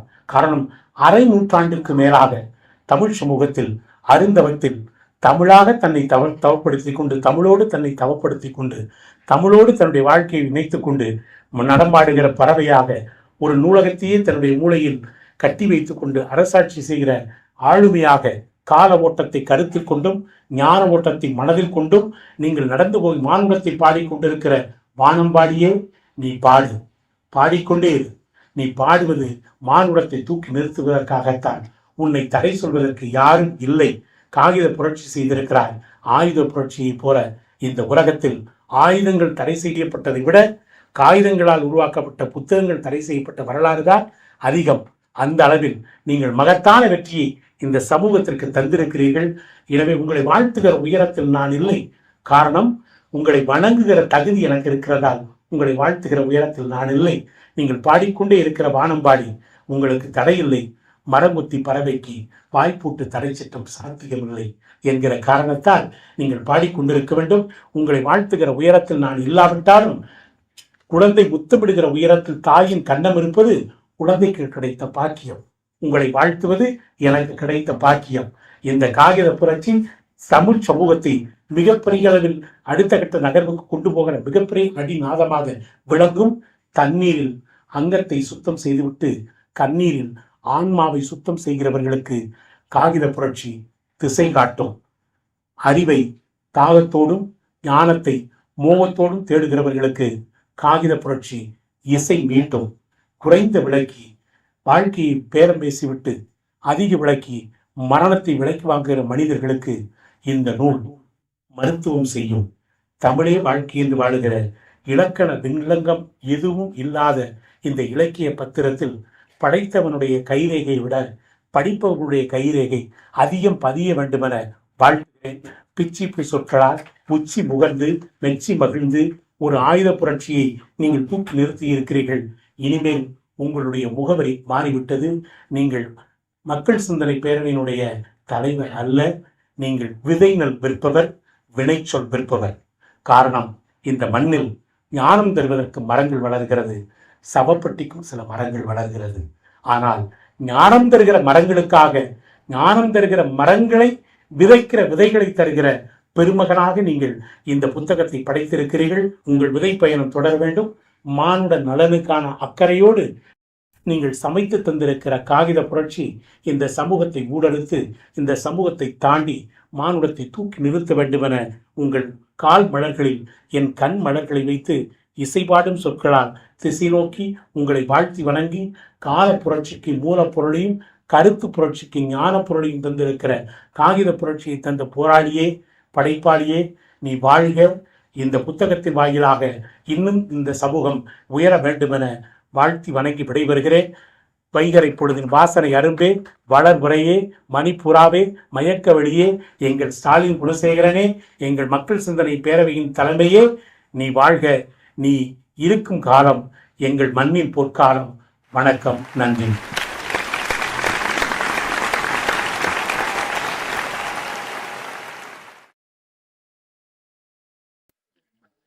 விழா தலைவர் அவர்களே, நூல் ஆசிரியர் அவர்களே, திரு பொன்வண்ணன் அவர்களே, ஜோ மல்லூரி அவர்களே, திரு சந்தானம் அவர்களே மற்றும் செல்வகுமார், அன்பரசு நண்பர்களே மற்றும் இங்கு அமரும் முழு தகுதி பெற்று அங்கு அமர்ந்து கொண்டிருக்கும் பெருமக்களே, உங்கள் அனைவருக்கும் என்னுடைய மாலை வணக்கம். கிரேக்க தத்துவ ஞானிகள் உலகில் மிகப்பெரிய தத்துவ ஞானிகளாக அறியப்பட்டார்கள். ஏனென்றால் வள்ளுவரை பற்றி உலகில் பல பேருக்கு தெரியாது. அவர்களை பற்றி தெரியும். சாக்ரட்டிஸ் முதல் பெரும் தத்துவ ஞானி என்று அறியப்பட்டார். அவருடைய மாணவர் பிளேட்டோ, அவருடைய மாணவர் அரிஸ்டாட்டில். இந்த மிகப்பெரிய தத்துவ ஞானியாக அறியப்பட்ட சாக்ரட்டிஸ் ஒரு வார்த்தை கூட எழுதியதில்லை. அவருடைய சொற்கள் பின்னாளில் அவருடைய சிஷ்யர்களால் ஆவணப்படுத்தப்பட்டன. பொயட்டிக்ஸ் என்ற நூலை எழுதிய அரிஸ்டாட்டில் ஒரு கட்டுரை எப்படி இருக்க வேண்டும் என்று சொல்லும் பொழுது நமக்கு மிக சாதாரணமாக தோன்றுவதெல்லாம் இப்படி வியப்பளிக்கக்கூடியதாக இருக்கிறதே என்று தோன்றும். உதாரணமாக தொடக்கம் என்பதை பற்றி அவர் சொல்வார். Beginning is a beginning which is not preceded by anything else. தொடக்கம் என்பது அதன் முன்னால் ஏதும் இல்லாத ஒரு தொடக்கம் என்று சொல்வார். அதேபோல் முடிவுரை என்பதை பற்றி the end is something which is not succeeded by anything else என்று சொல்வார். கண்டென்ட் என்று சொல்லும் பொழுது content is something that is caught in between the beginning and the end என்று விளக்கம் கொடுப்பார். இப்படிப்பட்ட ஒரு விளக்கத்துக்குள் அடக்குவது என்பது ஒரு கட்டுரையை, ஒரு கட்டுரை அல்லது ஒரு நூல், ஒரு புத்தகம் என்பது it's a garland of flowers, ஒரு மலர் மாலை. ஆனால் எண்ணச் சிதறல்கள் என்பது it's a bunch of flowers, அவைகள் சிதறிய பூக்கள். இந்த காகித புரட்சியின் சிறப்பு ஒரு எண்ணச் சிதறல் போல் இருந்து கொண்டு அது ஒரு மலர் மாலையாக இருக்கின்றது என்பதுதான். அது எப்படி என்பதை பற்றி இறுதியில் கூறுகின்றேன். போகிற போக்கில் தூவிவிட்டு போவது போல் பல அற்புதமான எண்ணங்களை பல சமயங்களில் கூறியிருக்கிறார் திரு ஸ்டாலின் குணசேகரன் அவர்கள். நீரின்றமையாத உலகு என்று வள்ளுவர் சொன்னார், நூலின்றமையாத உலகு என்று திரு ஸ்டாலின் குணசேகரன் மிக அற்புதமாக சொல்லியிருக்கிறார். இந்த 30 பத்திகளாக 30 பொழிப்புரைகள், சொற்பொழிவுகள், வேறு வேறு இடங்களில் நிகழ்த்தப்பட்ட சொற்பொழிவுகள் இங்கு தொகுக்கப்பட்டிருக்கின்றன. ஒவ்வொரு உரையிலும் சில மிக சிறப்பான செய்திகள் வருகின்றன. எனக்கும் அவருக்கும் உள்ள ஒரு நெருங்கிய உறவு, இருவருமே வள்ளுவனையும் பாரதியையும் உபாசிப்பவர்கள் என்பதுதான். வள்ளுவரை பற்றி மிக அழகாக ஒரு இடத்தில் குறிப்பிடுகின்றார். வள்ளுவருக்கு சிலை எழுப்பி விட்டோம், வள்ளுவருக்கு கோட்டம் கட்டிவிட்டோம், ஆனால் வள்ளுவருடைய கருத்துக்களை எந்த அளவுக்கு இன்று நாம் பின்பற்றி கொண்டிருக்கின்றோம். எப்பொருள் யார் யாருவாய் கேட்பினும் அப்பொருள் மெய்ப்பொருள் காண்பதறிவு என்று சொன்னாரே, அதை எந்த அளவு பின்பற்றி கொண்டிருக்கின்றோம் என்று கேட்டார். இது மிக ஆழமான அர்த்தமுள்ள ஒரு கேள்வி. இதைப்போல் நிறைவி கிடக்கின்றன பல கருத்துக்கள், பல கேள்விகள். இவர் எவ்வளவு படித்திருக்கின்றார் என்பது இவருடைய உரைகளிலிருந்து யார் யாரையெல்லாம் மேற்கோள் காட்டுகின்றார். ஸ்டீஃபன் ஹாக்கிங் ஆகட்டும், பேனா அப்புஸ்வாமி ஆகட்டும், தோரோ ஆகட்டும், மகாத்மா காந்தியடிகள் ஆகட்டும், அன்னி பெசன்ட் ஆகட்டும், சொல்லிக்கொண்டே போகலாம். வெவ்வேறு துறையில் இருந்தவர்கள் எல்லாம் இவருடைய உரையில் மிளர்கின்றார்கள். அவர்கள் சொல்கின்றவை எந்த அளவிற்கு பொருத்தமானதாக இன்றைய சூழ்நிலையில் இளைய சமுதாயத்திற்கு இருக்கின்றது என்பதனை கோடிட்டு காட்டுகிறார் என்பது இன்னொரு சிறப்பு. வள்ளுவர் எழுதின அந்த ஓலைச்சுவடி இன்று நிச்சயமாக இல்லை. ஏனென்றால் இந்த ஓலைச்சுவடிகள் 300-400 ஆண்டுகளுக்கு மேல் உயிர்ப்புடன் இருக்க இயலாது, அவைகள் அழிந்துவிடும். எனவே பிரதி எடுத்திருக்கின்றார்கள், தொடர்ந்து பிரதி எடுத்திருக்கின்றார்கள். அதன் காரணமாக நம்முடைய நல்வினை பயன் காரணமாக அந்த வள்ளுவம் நமக்கு கிடைத்திருக்கின்றது. அண்மை காலத்தில் வாழ்ந்து மறைந்த ஒரு தன்னிகரற்ற ஒரு தமிழறிஞர் பெருஞ்சித்திரனார். அவர் மறைந்த பொழுது முதலமைச்சராக இருந்த பெரியவர் அவருடைய வீட்டிற்கு சென்று மரியாதை செலுத்தும் பொழுதுதான் அந்த தெரு மக்களுக்கு இப்படிப்பட்ட ஒரு பெரியவர் நம்மிடையே வாழ்ந்திருக்கின்றார் என்பதே தெரியும். அதுவரை தெரியாது. வள்ளுவரை பற்றி எத்தனையோ பேர் எத்தனையோ விதங்களில் சொல்லியிருக்கின்றார்கள். ஆனால் பெருஞ்சித்திரனார் கூறிய சொற்கள் மிக மிக பொருத்தமான சொற்கள். அவர் மிக அழகாக சொல்வார்.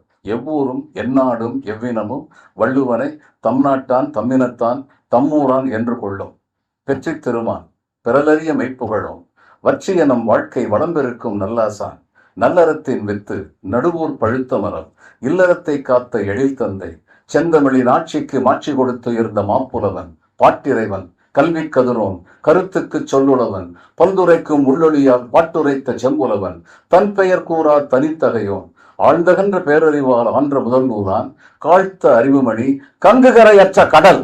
The sea has no borders. எப்படிப்பட்ட ஆழமான உண்மையான சொற்கள் வள்ளுவத்தை பற்றி கூறியிருக்கின்றார். இவருடைய உரைகள் அத்தனையிலுமே வள்ளுவம் கூறிய கருத்துக்கள் நிரவி கிடப்பதை நாம் பார்க்க முடியும். வள்ளுவம் அனைவருக்கும் எக்காலத்திற்கும் பெரும்பான்மை எக்காலத்திற்கும் பொருத்தமான ஒரு நூல்.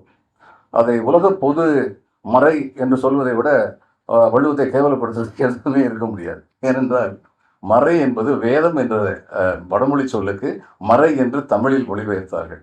ஏன் மறை என்று சொன்னார்கள்? அது மறைக்கப்பட்டது. வேதம் ஒரு சிலரால் மட்டுமே கற்க வேண்டியது, சொல்லிக் கொடுக்க வேண்டியது. எல்லோரும் வேதத்தை கற்க முடியாது.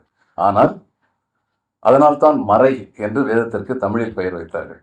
ஆனால் வள்ளுவம் it's like a open didactic dialogue between two friends. அப்படிப்பட்ட ஒரு நூல். அதை மறை என்று சொல்வது அதற்கு பெருமை சேர்ப்பதல்ல. சில சமயங்களில் சொல்லலாம், உலக பொது முறை என்று சொல்லலாமா? சொல்ல முடியும். எல்லா கருத்துக்களும் என்று சொல்ல முடியாது. ஏறக்குறைய 90 விழுக்காடு கருத்துக்கள் உலகனைத்திற்கும் பொருத்தமானவையாக இருக்கின்றன என்பது உண்மை. நாம் என்று ஒருவரை திறனாய்வு செய்வதற்கு முடிவு செய்கின்றோமோ அன்றுதான் அவருடைய உண்மை சிறப்பினை மற்றவர்களுக்கு கூறுகின்றோம். வள்ளுவன் மனிதர்தான், தெய்வம் இல்லை. அவர் யார் தெய்வமாக இருக்க முடியும் என்று சொல்லியிருக்கின்றார். வையத்துள் வாழ்வாங்கு வாழ்வான் வானுரையும் தெய்வத்துள் வைக்கப்படும் என்று கூறியிருக்கின்றார். தன்னை தெய்வமாக நினைத்ததில்லை. ஊழையும் உப்பக்கம் காண்பர் உழைவின்றி தாளாது உயற்றுபவர் என்று சொன்ன அதே வள்ளுவர் ஊழிற் பெருவலி யாதுள என்று ஏன் சொன்னார்? இவை இரண்டுக்கும் இடையே முரண்பாடுகள் இல்லையா என்பதனை பற்றி கேட்க போனால் வள்ளுவரை தெய்வமாக கொண்டாடுபவர்கள் அடிக்க வருபவர்கள். வந்திருக்கிறார் என்னுடைய சக தோழர் ஒருவர், ஐஆர்எஸ் பணிபுரிந்து ஓய்வு பெற்ற என்னுடைய மிக நெருங்கிய நண்பர். அவர் சொன்னார், எல்லாம் சரிதான், இந்த மாதிரிலாம் திருக்குறளை பற்றிலாம் பேசாதீங்க, இன்னொரு தடவை என்கிட்ட உட்கார்ந்து பேசாதீங்க என்று சொன்னார். எல்லாமே விமர்சனத்துக்கு உட்பட்டவை என்பதுதான் வள்ளுவர் சொன்னார். எப்பொருள் யார் யார் போய் கேட்பினும் அப்பொருள் மெய்ப்பொருள் காண்பது அறிவு என்று வள்ளுவர் சொன்னார். இந்த வள்ளுவர் சொன்னது எல்லாமே ஏற்றுக்கொள்ளப்பட முடியாது என்பதற்கு இன்னொரு காரணம் என்ன? பெண்களை பற்றி என்ன சொன்னார்? அவர்கள் கண் திறந்தால் மழை பெய்யும் என்று சொன்னார். ஒரு குறள் ஒன்று இருக்கின்றது. இந்த குறள் கணவனை தெய்வமாக நினைக்கும் பெண் அவள் எண்ணினால் மழை வரும் என்ற பொருளில் ஒரு குறள் இருக்கின்றது. எனக்கு இந்த குறளை என் மனைவியிடம் சொல்லுன்ற தைரியம் நிச்சயமாக கிடையாது. நீ தெய்வமா நினைச்சுக்கோ, நீ நினைச்சின்னா மற்றவன் சொல்ற தைரியம் எனக்கு கிடையாது. இப்போ இதில் இன்னொன்று இருக்கு. 1330 குறள். வ.உ. சிதம்பரனார் சொன்னாரு, இல்லை இதுல 3 இடைச்செருகளாக இருக்க முடியும் அப்படின்னு ஒரு கருத்து சொன்னார். அந்த 3 என்னன்னு சொன்னா, கடவுள் வாழ்த்து, வான் சிறப்பு, அப்புறம் இந்த பெண்களை தற்காத்து பேணி தகை சார்ந்த சொற்காத்து சோர்விலாள் பெண், அப்படியெல்லாம் சொன்ன அந்த கருத்துக்கள் வள்ளுவர் சொன்ன மற்ற கருத்துக்களிலிருந்து முரண்பட்டு இருக்கின்றன. எனவே இவைகள் இடைச்செருகளாக இருக்க முடியும் என்று ஒரு கருத்து வ.உ. சிதம்பரனார் அவர்களால் வைக்கப்பட்டது. ஆனால் அதன் பிறகு அதற்கு தொடர்ச்சியாக எந்த ஆய்வுமே நடக்கவில்லை. லியோ டால்ஸ்டாய் வள்ளுவரை படித்தார். மகாத்மா காந்திக்கு அவர் கடிதம் எழுதும்போது வள்ளுவரை பற்றி சொன்னார். வள்ளுவருடைய 3 குறட்பாக்களை அவர் கோடிட்டு காட்டி மகாத்மாவுக்கு சொன்னார். இந்த விவரங்கள் தமிழ்நாட்டில் எத்தனை பேருக்கு தெரியும்? என் நல்வினை பயன் காரணமாக எனக்கு மிக சிறந்த ஒரு தமிழாசிரியர் ஒருவர் இருந்தார். திருக்காட்டுப்பள்ளியிலிருந்து வந்து திண்டுக்கல் புனித மரியாள் உயர்நிலைப் பள்ளியில் நான் படிக்கும்போது என் தமிழாசிரியராக இருந்தார். அவர் இதை எனக்கு அப்பொழுது சொல்லியிருக்கிறார். நான் கேட்டு உயர்ந்திருக்கிறேன். இதை தமிழ்நாடு முழுமைக்கும் சொல்வதற்காகத்தான் குணசேகரன் தன்னுடைய நூலில் அதை குறிப்பிட்டிருக்கிறார். இன்னா செய்தாரை ஒருத்தல் அவர் நானும் நன்மையும் செய்து விடல் என்ற குறள், இன்னும் 2 குறட்கள். சிவில் டிசோபீடியன்ஸ் என்ற தோறு உடைய நூலை படித்ததன் பின்னால் தான் சத்தியாகிரகம் என்ற ஒரு மாபெரும் ஆயுதத்தை கையில் எடுக்கும் எண்ணம் மகாத்மா காந்திக்கு தோன்றியது. இப்படி பல செய்திகள் இங்கு நிறைவே கிடக்கின்றன. முதல் சுதந்திர போர் அது மிக சிறப்பாக சொல்லியிருக்கிறார். நிச்சயமாக தமிழ்நாட்டில் மட்டுமல்ல, இந்தியாவில் உள்ள எல்லாருக்குமே தெரிய வேண்டும். 1857 நடந்த போர், வெள்ளையர்களுக்கு எதிராக நிகழ்த்தப்பட்ட போர், அதை முதல் சுதந்திர போர் என்று மிகைப்படுத்தி நம்முடைய வரலாற்று ஆசிரியர்கள் சொன்னார்கள். சிப்பாய் மியூட்டினி என்று குறைப்படுத்தி ஆங்கிலேயர் சொன்னார்கள். It's in between the two. ஏனென்றால் அந்த யுத்தம் ஆங்கிலேயர்களுக்கு எதிராக நடத்தப்பட்ட பொழுது மகாராஜா ரஞ்சித் சிங், லாகூரை தலைநகராக கொண்டு ஆண்ட சீக்கிய மன்னர், அவர் இந்த யுத்தத்தில் கலந்து கொள்ளவில்லை. தென்னிந்தியாவில் இருந்தவர்களுக்கு அப்படி ஒரு யுத்தம் நடக்கிறது என்றே தெரியாது. பிறகு எப்படி அது முதல் இந்திய சுதந்திர போராக இருக்க முடியும்? நிச்சயமா இருக்க முடியாது. அதற்கு முன்னால் நடந்த வேலூர் போர் என்னவாயிற்று? அதற்கு முன்னால் போராடிய வீரபாண்டிய கட்டபொம்மனுடைய போர், பூலித்தேவனுடைய போர், இவைகளெல்லாம் என்னவாயிற்று என்று பார்த்தோம் என்றால், வரலாறு என்பது வென்றவர்களால் எழுதப்படுகின்ற சில உண்மைகளையும் சில கற்பனைகளையும் சேர்த்து வைத்து எழுதப்பட்ட ஒரு நூல் என்பது தெரியும். அப்படித்தான் முதல் சுதந்திர போர் என்று வர்ணிக்கப்பட்டது. இதை கோடிட்டு காண்பித்து தன்னுடைய அளப்பரிய கண்ணியத்தின் காரணமாக கோடிட்டு காட்டு முடித்து கொண்டார் திரு ஸ்டாலின் குணசேகரன் அவர்கள். அதை இன்னும் விரிவாக ஆய வேண்டிய கடமை இந்திய வரலாற்று ஆய்வாளர்களுக்கு இருக்கிறது. இந்திய இராணுவம் இந்தியன் நேஷனல் ஆர்மி, நேதாஜி சுபாஷ் Chandra Bose Indian national army ஆற்றிய பங்கு, அதற்கு சமமாக நேவல் ரிவோல்ட், மும்பையில் நேவல் ரிவோல்ட் நடந்தது. இது இந்தியன் நேவல் ஃபோர்ஸில் இருந்த நம்முடைய இந்திய பணியாளர்கள் அவர்கள் ஒரு போராட்டம் நடத்தினார்கள். அந்த போராட்டத்தின் பின்னால், இங்கு இந்தியாவிற்கு சுதந்திரம் கிடைத்ததற்கு பின்னால் ஆட்லி வந்தார். இந்தியாவின் பிரிட்டன் பிரதம மந்திரியாக இருந்த ஆட்லி வந்தார். அது செய்தியாக அவர் கல்கத்தா சீஃப் ஜஸ்டிஸ் அவரிடம் பேசிக் கொண்டிருந்த பொழுது அது ஸ்டேட்ஸ்மேன் என்ற பத்திரிகையில் அந்த நாளில் செய்தியாக வந்தது. சீஃப் ஜஸ்டிஸ் வந்து கேட்டார், so you ultimately you knew that you cannot stand against Gandhiji's civil obedience movement, disobedience movement என்று. காந்தியின் போராட்டத்துக்கு எதிராக நிற்க முடியாது என்று உணர்ந்து கொண்டீர்களா, வெளியே சென்று விட்டீர்களா என்று கேட்டார். அதற்கு அவர் சொன்னார், no no no no, Gandhi is a gentleman. We could have tackled him for some more time. Gandhi இறுதியாக வென்றிருப்பார். But we could not stand against the onslaught created by the Indian National Army and the Naval Revolt என்று அவர் ஆவணப்படுத்தி இருக்கிறார். என்றால் இந்த இரண்டும் பகத்சிங் போன்ற, சந்திரசேகர் ஆசாத் போன்ற, ராஜகுரு போன்ற நம்முடைய இளையவர்கள் எந்தெந்த போராட்டங்களெல்லாம் ஈடுபட்டார்கள், எப்படிப்பட்ட ஒரு அற்புதமான மன திண்மை உள்ளவர்களாக இருந்தார்கள், அவர்கள் நிகழ்த்திய the impact that they created on the rest of India, அதன் காரணமாக இங்கு இருந்த எழுச்சி, இவைகள் அனைத்தையும் சேர்த்து எழுதினால்தான் இந்தியாவின் விடுதலை போரின் உண்மையான வரலாறு நமக்கு தெரியும், நம் சந்ததியினருக்கு தெரியும். இப்படிப்பட்ட விஷயங்களை யார் மனதையும் காயப்படுத்தாமல் நியாயங்களை மிக அருமையாக எடுத்து கூறியிருக்கிறார் திரு ஸ்டாலின் குணசேகரன் என்பது இதனுடைய இன்னொரு சிறப்பு. ஒவ்வொரு தலைப்பும் மறுமலர்ச்சிக்கு வித்திடுபவை புத்தகங்களே. வாசிப்பின் கவனம், புத்தகம் ஒரு போர்வாள், தாய்மொழியும் தாய்நாடும், அறவியலும் அறிவியலும், இப்படி ஒவ்வொரு சொற்பொழிவிலும் முக்கியமான சில கருத்துக்கள், உலகிற்கு சென்று சேர வேண்டிய கருத்துக்கள் இருப்பதை நாம் பார்க்கின்றோம். சுப்பிரமணிய பாரதி ரஷ்யாவில் நடந்த புரட்சியை பற்றி, பாரதிக்கு எங்கெங்கு காணினும் சக்தியடா, அவருக்கு சக்தி உபாசகர், எல்லாமே சக்தியினால் விளைந்தவை என்று தீவிரமாக நம்புவார். அப்போ உருசிய புரட்சியை பற்றி என்ன சொன்னார்? மாகாளி பராசக்தி உருசிய நாட்டினிற்கண் கடைக்கண் வைத்தாள், அங்கே ஆகாவென்றெழுந்ததுவார் யுக புரட்சி என்று சொன்னார். ஜெயகாந்தன் ஒரு தரம் சொன்னார், இந்த வார்த்தையை பாரதி கூறிய பொழுது இந்த நாட்டில் பொது உடைமை கட்சி என்று கட்சியே இருந்ததில்லை அவர் சொன்னார் என்று. அவர் சொல்லாத இன்னொன்றை குணசேகரன் சேர்த்து சொன்னார். வஉசி ஒரு தொழிலாளர் யூனியன் துவங்கிய பொழுது, தூத்துக்குடியில் துவங்கிய பொழுது இந்த நாட்டில் கம்யூனிஸ்ட் கட்சியே கிடையாது. அவர் அப்படி அதற்கு முன்னால் யோசித்த ஒரு சிந்தனையாளர் வஉசி. அனந்தரங்க பிள்ளை என்று ஒரு மாமனிதர் இருந்தார், பல மொழிகள் தெரிந்தவர். அவருடைய டைரி, நாட்குறிப்பு நூல்களாக வந்திருக்கின்றன. அந்த நூல்களாக வந்திருப்பவை ஒரு பெரிய வரலாற்று களஞ்சியமாக இருக்கின்றது. அதை பற்றி குணசேகரன் மிக அழகாக கோடிட்டு இந்த நூலில் பல விஷயங்கள் கோடிட்டு காட்டப்பட்டிருக்கின்றன. ஏனென்றால் அவைகளை விவரமாக அவர் எழுதினார் என்றால், அவர் இந்த தமிழகத்தில் புது என்சைக்ளோபீடியா உருவாக காரணமாக இருந்தவர் என்ற பெயர் பெற்று விடுவார். ஒரு 30 வால்யூம் 50 வால்யூம் எழுத வேண்டியிருக்கும். எனவே எல்லாவற்றையும் ஆழமாக கோடிட்டு காண்பித்திருக்கின்றார். செண்பகனூர் என்ற ஒரு கொடைக்கானலுக்கு பக்கத்தில் கத்தோலிக்க குருமார்களுக்கு பயிற்சி பள்ளி ஒன்று இருந்தது. அங்கு இருந்த ஒருவர் அந்த காலத்தில் ராமநாதபுரத்தை பற்றி the country the land of Maravas என்று ஒரு நூல் எழுதினார். முதல் முறையாக ராமநாதபுரத்திற்கும் மதுரைக்கும் உள்ள போர்களுக்கான காரணங்கள் என்ன என்பதை பற்றியெல்லாம் கூறும் மிக அவர் எதற்காக எழுதினார் என்றால், ரோம் போப்பாண்டவருக்கு தாங்கள் வசிக்கின்ற இடத்தில் உள்ள சூழ்நிலையை பற்றி சொல்வதற்காக எழுதினார். ஆனால் அது மிகப்பெரிய வரலாற்று ஆவணமாக ஆகிவிட்டது. ஏனென்றால் இந்த ஆவணங்கள், இவர் எழுதிய இந்த அனந்தரங்கம்பிள்ளை எழுதின டைரி ஆகட்டும், கத்தோலிக்க குருமார்கள் எழுதியதாகட்டும், இவர்கள் எந்தவித சொந்த சுயநல நோக்கத்திற்காகவும் எழுதவில்லை. they were just a record of facts. உண்மைகளை மட்டும் எழுதியதன் காரணமாக இன்று அவைகள் நமக்கு மிகப்பெரிய வரலாற்று களஞ்சியங்களாக இருக்கின்றன. அடுத்து மிக முக்கியமாக திரு குணசேகரன் அவர்கள் குறிப்பிட்டது அறவியலும் அறிவியலும்.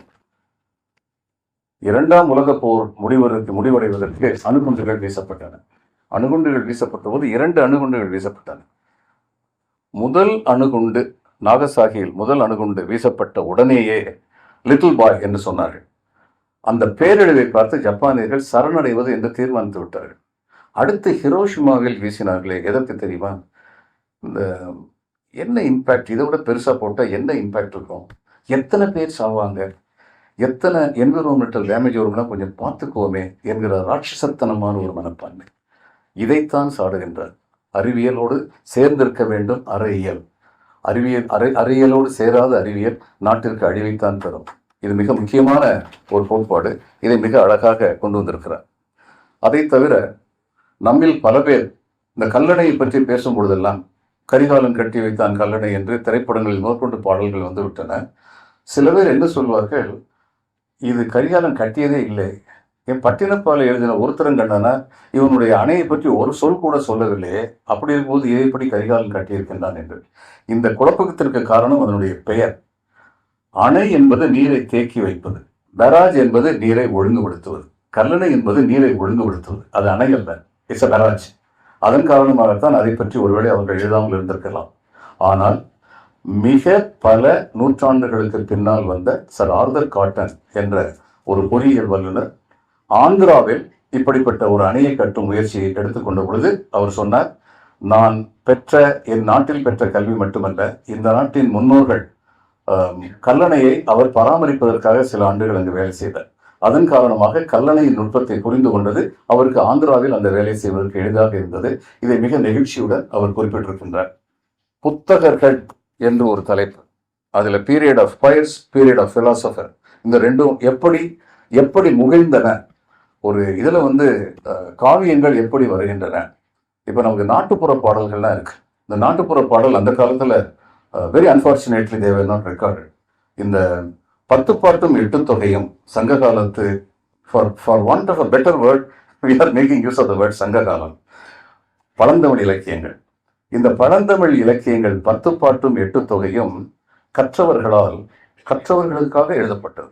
அதனால அதை படிச்சா நமக்கு உடனடியாக புரியாது. ஆனால் 11 கீழ்கணக்கு, நாலடியார், திருக்குறள், இன்னா 40, இணையவை 40, திருகெடுகம், பழமொழி, இவையெல்லாம் கற்றவர்களால் மற்றவர்களுக்காக எழுதப்பட்டது. ஏறக்குறைய 2500 ஆண்டுகளுக்கு முன்னால் எழுதப்பட்ட ஒரு நூலின் சொற்கள் இன்று வரை நம்மால் எளிதாக புரிந்து கொள்ள முடிகிறது என்பது அவ்வளவு எளிதான செயல் அல்ல. ஆங்கிலத்தில் சாசர் என்ற ஒரு கவிஞர் 600 ஆண்டுகளுக்கு முன்னால் இருந்தார். அந்த சாசர் என்ற கவிஞர் எழுதிய அந்த கவிதையை இன்று உள்ள ஆங்கில மாணவர்கள் புரிந்து கொள்ள முடியாது. ஆனால் தமிழில் அன்று எழுதப்பட்டது என்றும். அதனால் தான் சொல்கிறோம், தமிழ் செந்தமிழ் மட்டுமல்ல, இது பைந்தமிழும் கூட.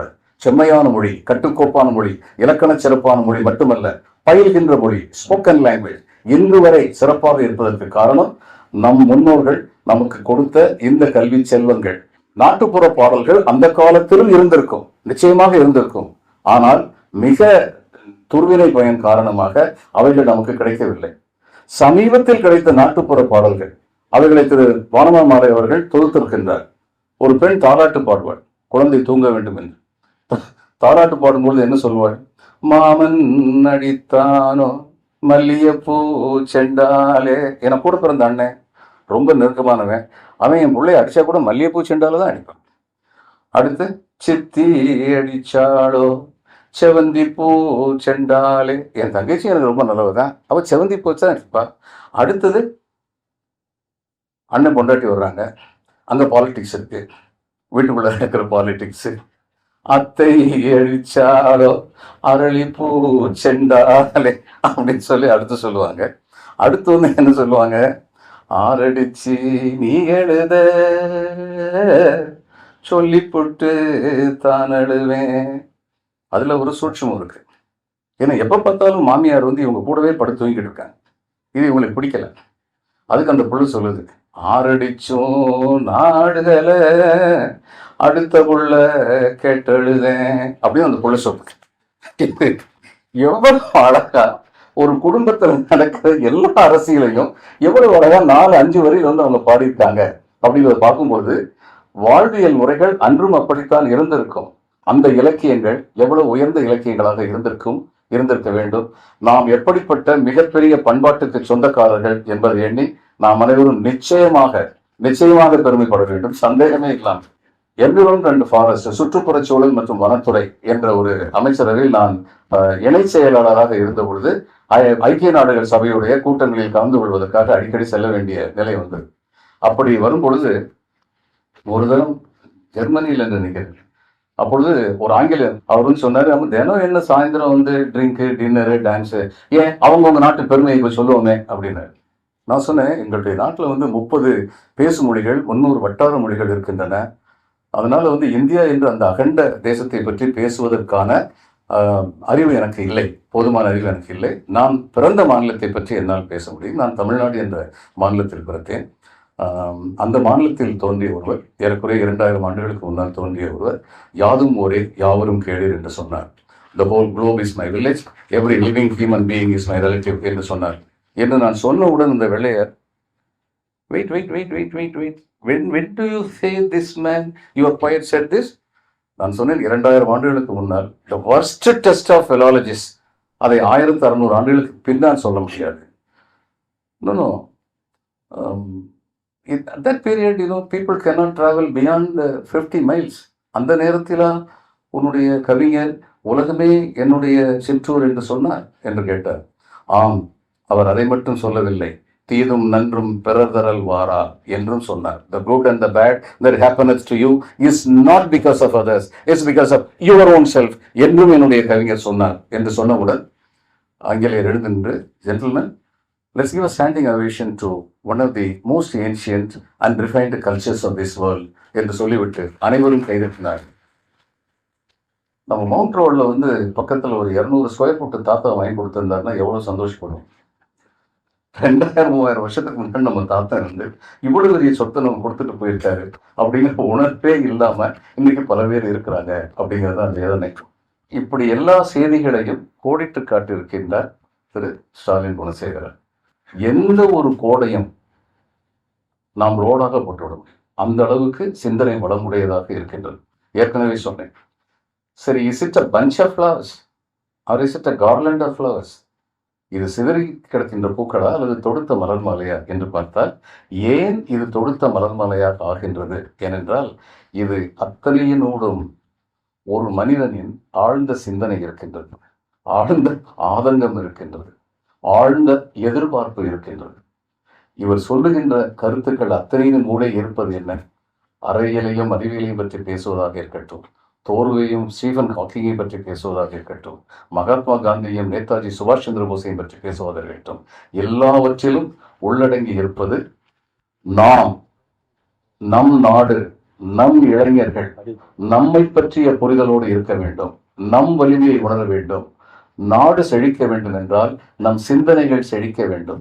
புஸ்தகத்தை பற்றி நூலின்றமையாத உலகு என்று சொல்வது, காகித புரட்சி என்று எழுதுவது, இன்னும் 10-12 கட்டுரைகள் நூலை அடிப்படையாக வைத்து சொல்வது, இவை அனைத்திலும் அடிப்படையாக இருக்கும் கருத்து இதுதான். நாம் அடைய வேண்டிய உயரத்திற்கு தடைகளாக இருப்பது நம் சிந்தனையின்மை மட்டும்தான். படியுங்கள், நூலை படியுங்கள், தொடர்ந்து படியுங்கள், சிந்தனை வளத்தை பெருக்குங்கள், அதன் மூலம் உங்கள் வளத்தை பெருக்குங்கள், உங்கள் நாட்டின் வளத்தை பெருக்குங்கள். இது ஒரு மிக அருமையான ஒரு நூல். இந்த காகித புரட்சி பெருமளவிற்கு மக்களிடம் சென்று சேர வேண்டும். இந்த நூலை ஸ்டாலின் எழுதியதற்கு மிகச்சிறந்த ஒரு காரணம் இருக்கிறது. இந்த நூலை இப்படிப்பட்ட ஒருவரால் தான் எழுத முடியும். கோல்ரிட்ஜ், வேர்ட்ஸ்வர்த் இவர்கள் இருவரும் சேர்ந்து கவிதையை பற்றி ஒரு விமர்சனம் எழுதினார்கள். அப்படி எழுதும்போது, the poet is an uncommon common man என்று சொன்னார்கள். he is from the common men's stock. அப்படி சாதாரண மக்களிடமிருந்து வந்தால்தான் சாதாரண மக்களின் வலி தெரியும். ஆனால் எல்லாராலும் அந்த வலியை சிறப்பாக உரைத்து விட முடியாது. எனவேதான் அவன் அன்காமன் காமன் மேன் என்று சொன்னார். இன்னும் பல நன்முயற்சிகளை தொடர்ந்து எடுக்க போகும் என்னுடைய நண்பர் திரு ஸ்டாலின் குணசேகரன் அவர்களுக்கு என்னுடைய மனமார்ந்த வாழ்த்துக்கள். அருமையான ஒரு நூல் வந்திருக்கின்றது. நாம் மட்டும் படித்தால் போதாது, இளைய சமுதாயத்தை படிக்க வையுங்கள்.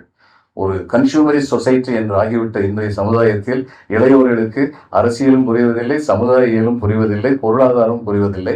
பொருளாதார உயர்வு வேண்டும் என்ற ஒரு எண்ணம் மட்டும்தான் பிரதானமாக இருக்கிறது. நாம் சேர்ந்து அதை மாற்ற வேண்டும். இந்த நூலின் மூலம் திரும்ப திரும்ப அடுத்த சந்ததியினருக்கு கொண்டு செல்ல வேண்டும் என்று தீர்மானமாக உரைத்திருக்கின்றார் என்று கூறி இந்த நல்ல சந்தர்ப்பத்தை கொடுத்ததற்கு நன்றி கூறி முடிக்கின்றேன். வணக்கம்.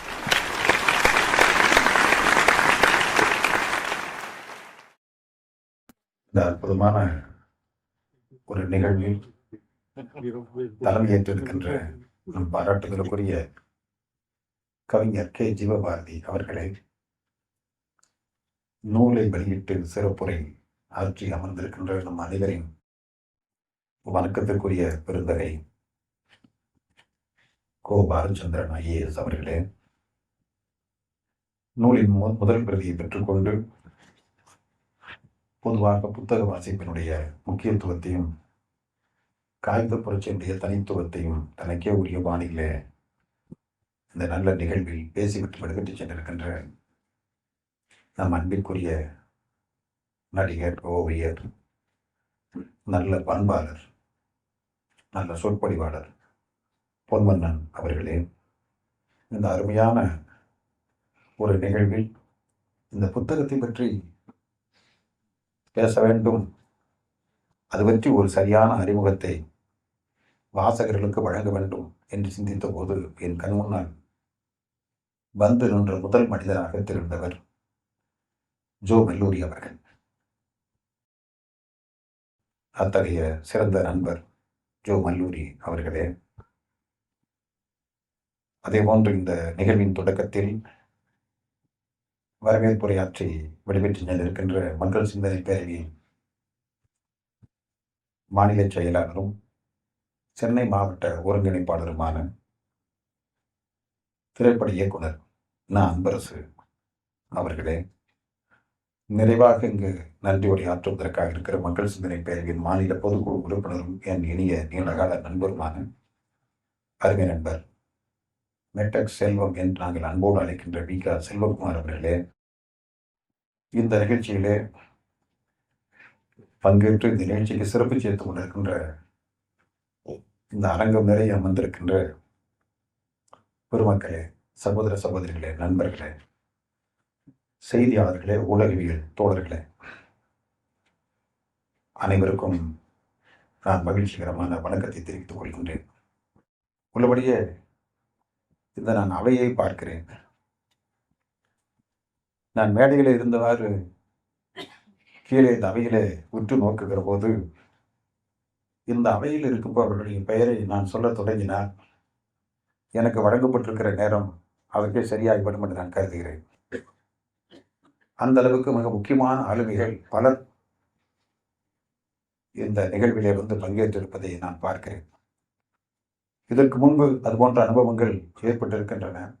அநேகமாக 10 ஆண்டுகளுக்கு முன்பே வரலாற்று பாதைகள் என்று 2 பாகங்கள் கொண்ட ஒரு நூல் ஒன்று என்னுடைய நூல் வெளியிடப்பட்ட போது, இதே சென்னையிலே வெளியிடப்பட்ட போது ஒரு 5வது வரிசையில் ஓரத்தில் ஒரு மனிதர் அமர்ந்திருந்தார். நான் மேடையிலே இருந்து திரும்ப திரும்ப உற்று நோக்கி கொண்டிருந்த போது ஒரு விதமான ஒரு டி ஷர்ட்டை போட்டுக்கொண்டு சாய்ந்தவர் அமர்ந்திருந்த அந்த மனிதனை நான் இப்போது நினைத்து பார்க்கிறேன். அவர் சிறப்பு சொற்பொழிவாளர் பட்டியலில் இல்லை. அவரை விட பெரியவர்கள் யாரும் அந்த அவையிலும் இல்லை, மேடையிலும் இல்லை. ஆனால் அவர் அப்படியே சாய்ந்த அந்த வேசியை முறுக்கிக் கொண்டு அமர்ந்திருந்தது மட்டுமல்ல, அடக்க ஒடுக்கமாக அமர்ந்தது மட்டுமல்ல, மிக உன்னிப்பான முறையிலே அந்த நிகழ்வை கவனித்துக் கொண்டிருந்தார். அவரை நான் இந்த நேரத்தில் எண்ணி பார்க்கிறேன். அவர்தான் எழுத்துலக வேந்தன் ஜெயகாந்தன். நான் எண்ணி பார்க்கவே இல்லை. அவர் நூல் வெளியிடுகிற நிகழ்வுக்கே அவர் வருவாரா என்று நிச்சயமாக சொல்ல முடியாது. அப்படி இருக்கிற ஒருவர், இன்னொருவர், அது 10-15 ஆண்டுகளுக்கு முன்பு நான் இளைஞராக இருந்த அந்த காலத்தில் நம்மை ஊக்குவிக்க வேண்டும் என்று வந்து 4-5வது வரிசையிலே அமர்ந்து கடைசி வரை இருந்து பொறுமையோடு இருந்து விடைபெற்று சென்ற அந்த மாபெரும் எழுத்தாளரை நான் சிந்தித்து பார்க்கிறேன். அதே போல அதற்கு அடுத்த வரிசையிலே அமர்ந்திருந்தவர் தமிழகத்தின் மிகச்சிறந்த கல்வியாளராக விளங்கிய வாசை குழந்தசாமி அவர்கள். அதற்கும் பின் வரிசையிலே அமர்ந்திருந்தவர் மகத்தான கவிஞர் ஈரோடு தமிழன்பன் அவர்கள்.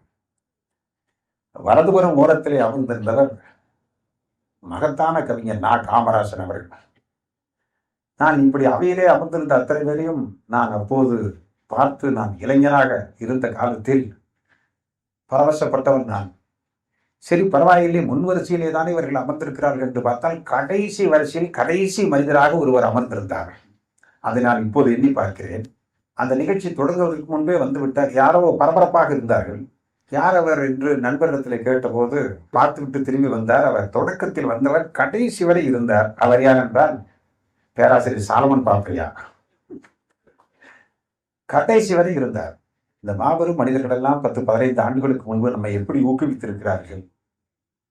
அவர்கள் மற்றவர்கள் உரை கேட்பதற்காக அமர்ந்திருக்கிறார்கள். இந்த இளைஞனை ஊக்குவிக்க வேண்டும் என்று ஒரு வித்தியாசமான முயற்சியோடு அவர்கள் வந்தார்கள். நான் இப்போது பார்க்கிறேன், ஒரு பெரிய விளம்பரம் எல்லாம் ஒன்றும் செய்யப்படவில்லை. தனித்த முயற்சிகள் எதுவும் மேற்கொள்ளப்படவில்லை.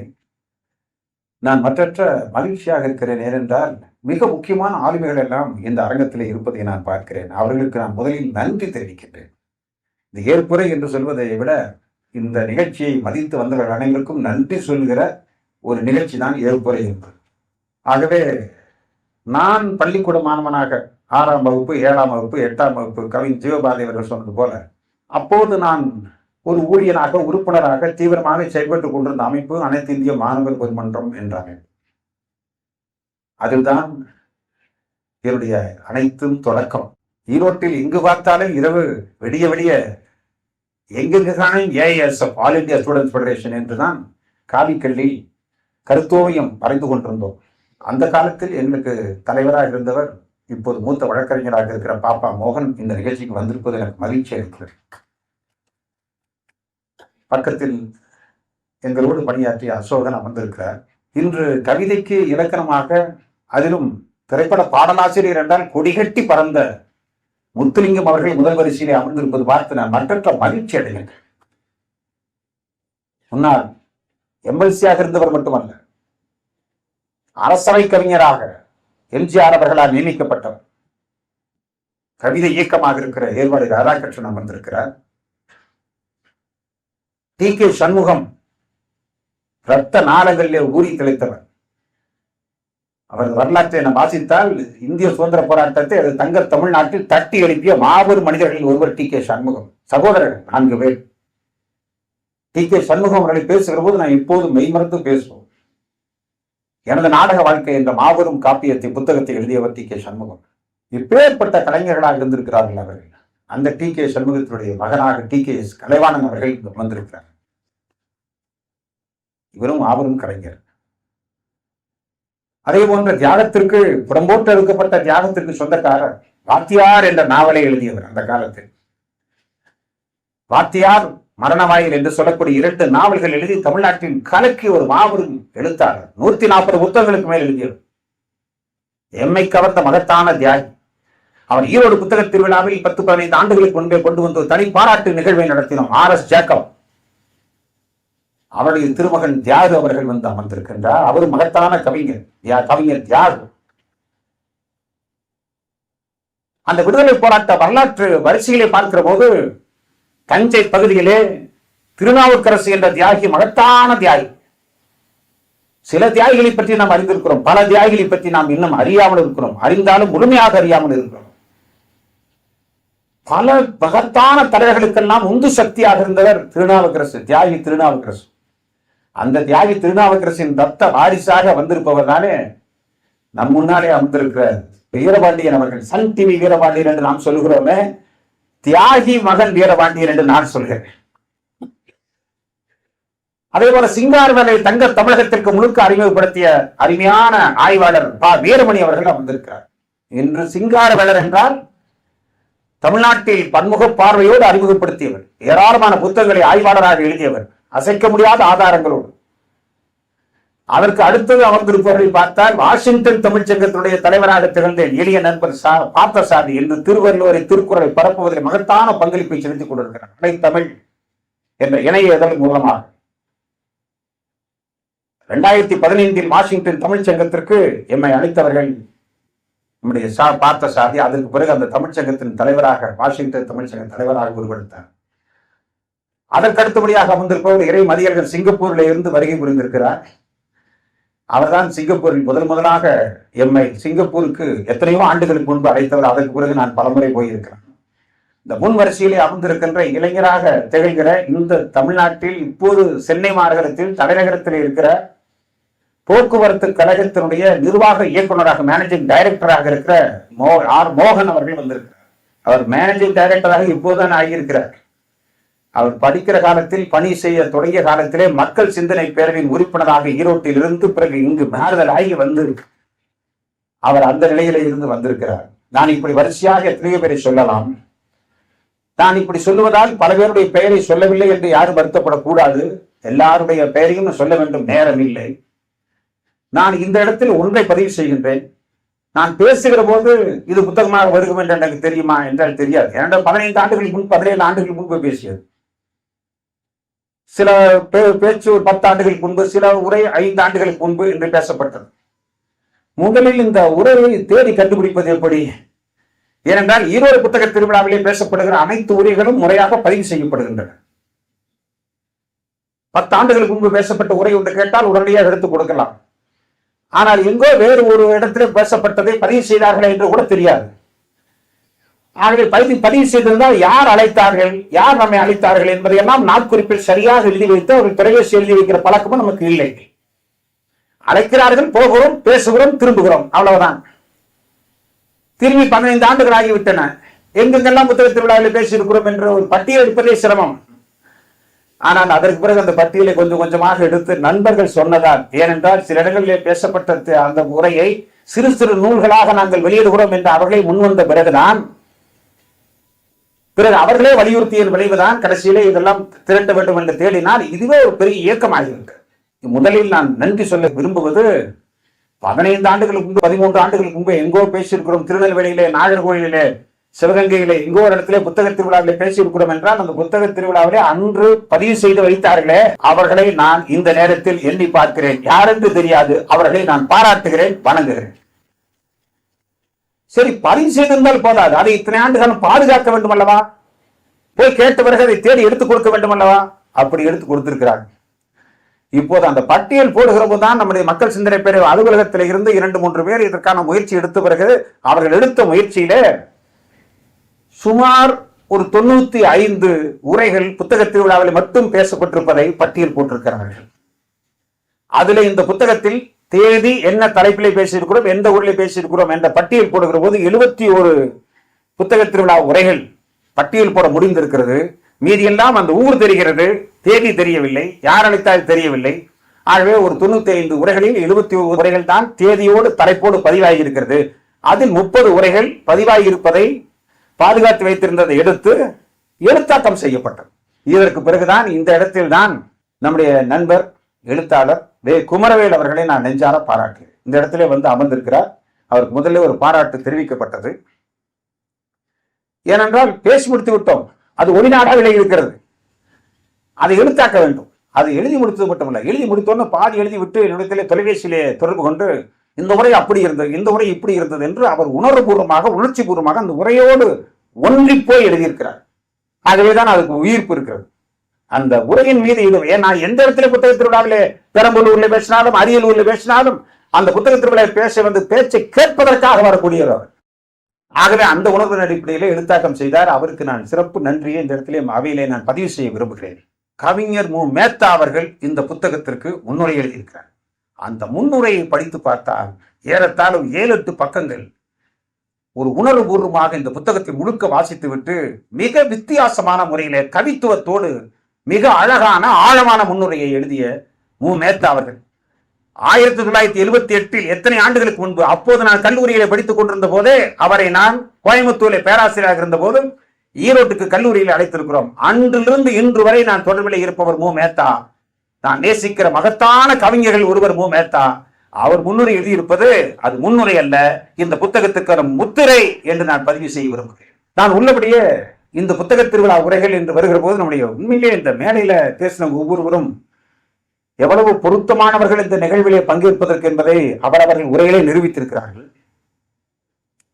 இப்ப கே. ஜீவபாரதி அவர்கள் சொன்னார்கள், எது எடுத்துன்னே அவர் முதலிருந்தே அப்படிதான் சொல்லிக் கொண்டிருக்கிறார். தொலைபேசியில் இடத்திலே சொன்னார், என்ன ஏன் தலைவராக போட்டீர்கள் கேட்டார் அவர்.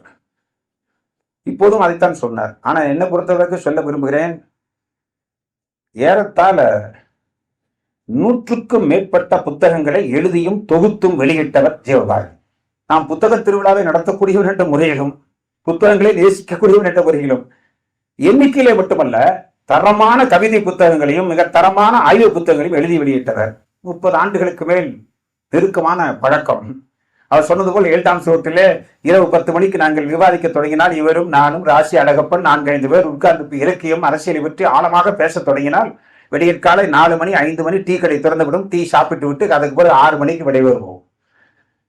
அப்படியெல்லாம் நெருக்கமாக நீண்ட காலம் இருந்த காரணத்தாலும் அவரை பற்றி நான் ஒரு புரிதல் இருந்த காரணத்தாலும் எம்மை பற்றியும் என்னுடைய எழுத்துக்களை பற்றியும் அவருக்கு அழுத்தமான புரிதல் இருக்கிற காரணத்தாலும் தான் அவரை தலைமையேற்பதற்காக அழைத்தோம். அவர் சுருக்கமாக பேசி மற்றவர்கள் பேச வேண்டும் என்று வழிவிட்டு சிறப்பாக தலைமையேற்று கொடுத்திருக்கிறார். அவருக்கு உங்கள் சார்பாக நன்றி. பொன்வண்ணன் அவர்கள், அதே தொலைபேசியில் நம்முடைய வி.க. செல்வகுமார் அவர்களுக்கு ரொம்ப அரை நண்பர். ஈரோடு புத்தக திருவிழாவில் ஏற்கனவே 2-3 முறை உரை நிகழ்த்தி மிகச்சிறந்த உரை, அருமையான உரை நிகழ்த்தி இருக்கிறார். நமக்கும் எல்லாருக்கும் நெருங்கிய நண்பர் தான். அவரும் ஒப்புக்கொண்டு வந்து இந்த இடத்துல ஒரு சிறந்த உரையை நிகழ்த்தியமைக்காக நன்றி பாராட்ட வேண்டும். இந்த இடத்திலே முதல்ல ஒரு கருத்தை பதிவு செய்கின்றேன். இந்த புத்தகத்தை பேச வேண்டும் என்றால் அறிமுகப்படுத்தி பேச வேண்டும், மிகைப்படுத்தி பேசுவதல்ல. ஒழுங்காக அறிமுகப்படுத்தி பேச வேண்டும் என்றால் ஜோ மல்லூரி அவர்கள் வர வேண்டும் என்று நான் கேட்டுக்கொண்டேன். அதற்கு 2 காரணங்கள் இருக்கின்றன. ஒரு முதல் காரணம், நான் சின்னஞ்சிறு வயதிலிருந்து பாண்டியன் அவர்கள், குமரி அனந்தன் அவர்கள் இது போன்ற மாபெரும் சொற்பொழிவாளர்களை அரைக்கால் டவுசர் போட்ட காலத்தில் இருந்து வியந்து பார்த்து பரவசப்பட்டு அந்த உரைகளை கேட்டு உள்ளபடியே உள்ள மகிழ்ந்தவன் நான். அதற்கு பிறகு ஒரு 2 உரையாளர்கள் என்னை வியக்க வைத்திருக்கிறார்கள் என்றால், ஒருவர் வலம்புரி ஜான், இன்னொருவர் காளிமுத்து. இந்த 2 பேரும் தமிழ்நாட்டில் மிகச்சிறந்த வித்தியாசமான சிறப்பு சொற்பொழிவாளர்கள். இந்த 2 உரையாளர்களும் கலவையாக நான் பார்ப்பது ஜோ மல்லூரி. நீங்கள் வலம்புரி ஜான் உரையை கேட்க தவறியவர்கள் அடுத்த தலைமுறை இருப்பார்கள் என்றால் அந்த உரை இப்படித்தான் இருக்கும் என்று சொல்லலாம். அவரிடத்தில் உதவியாளராக சில ஆண்டுகள் பணியாற்றியவர். காளிமுத்து அவர்கள் நெருக்கமாக தெரிந்தவர்.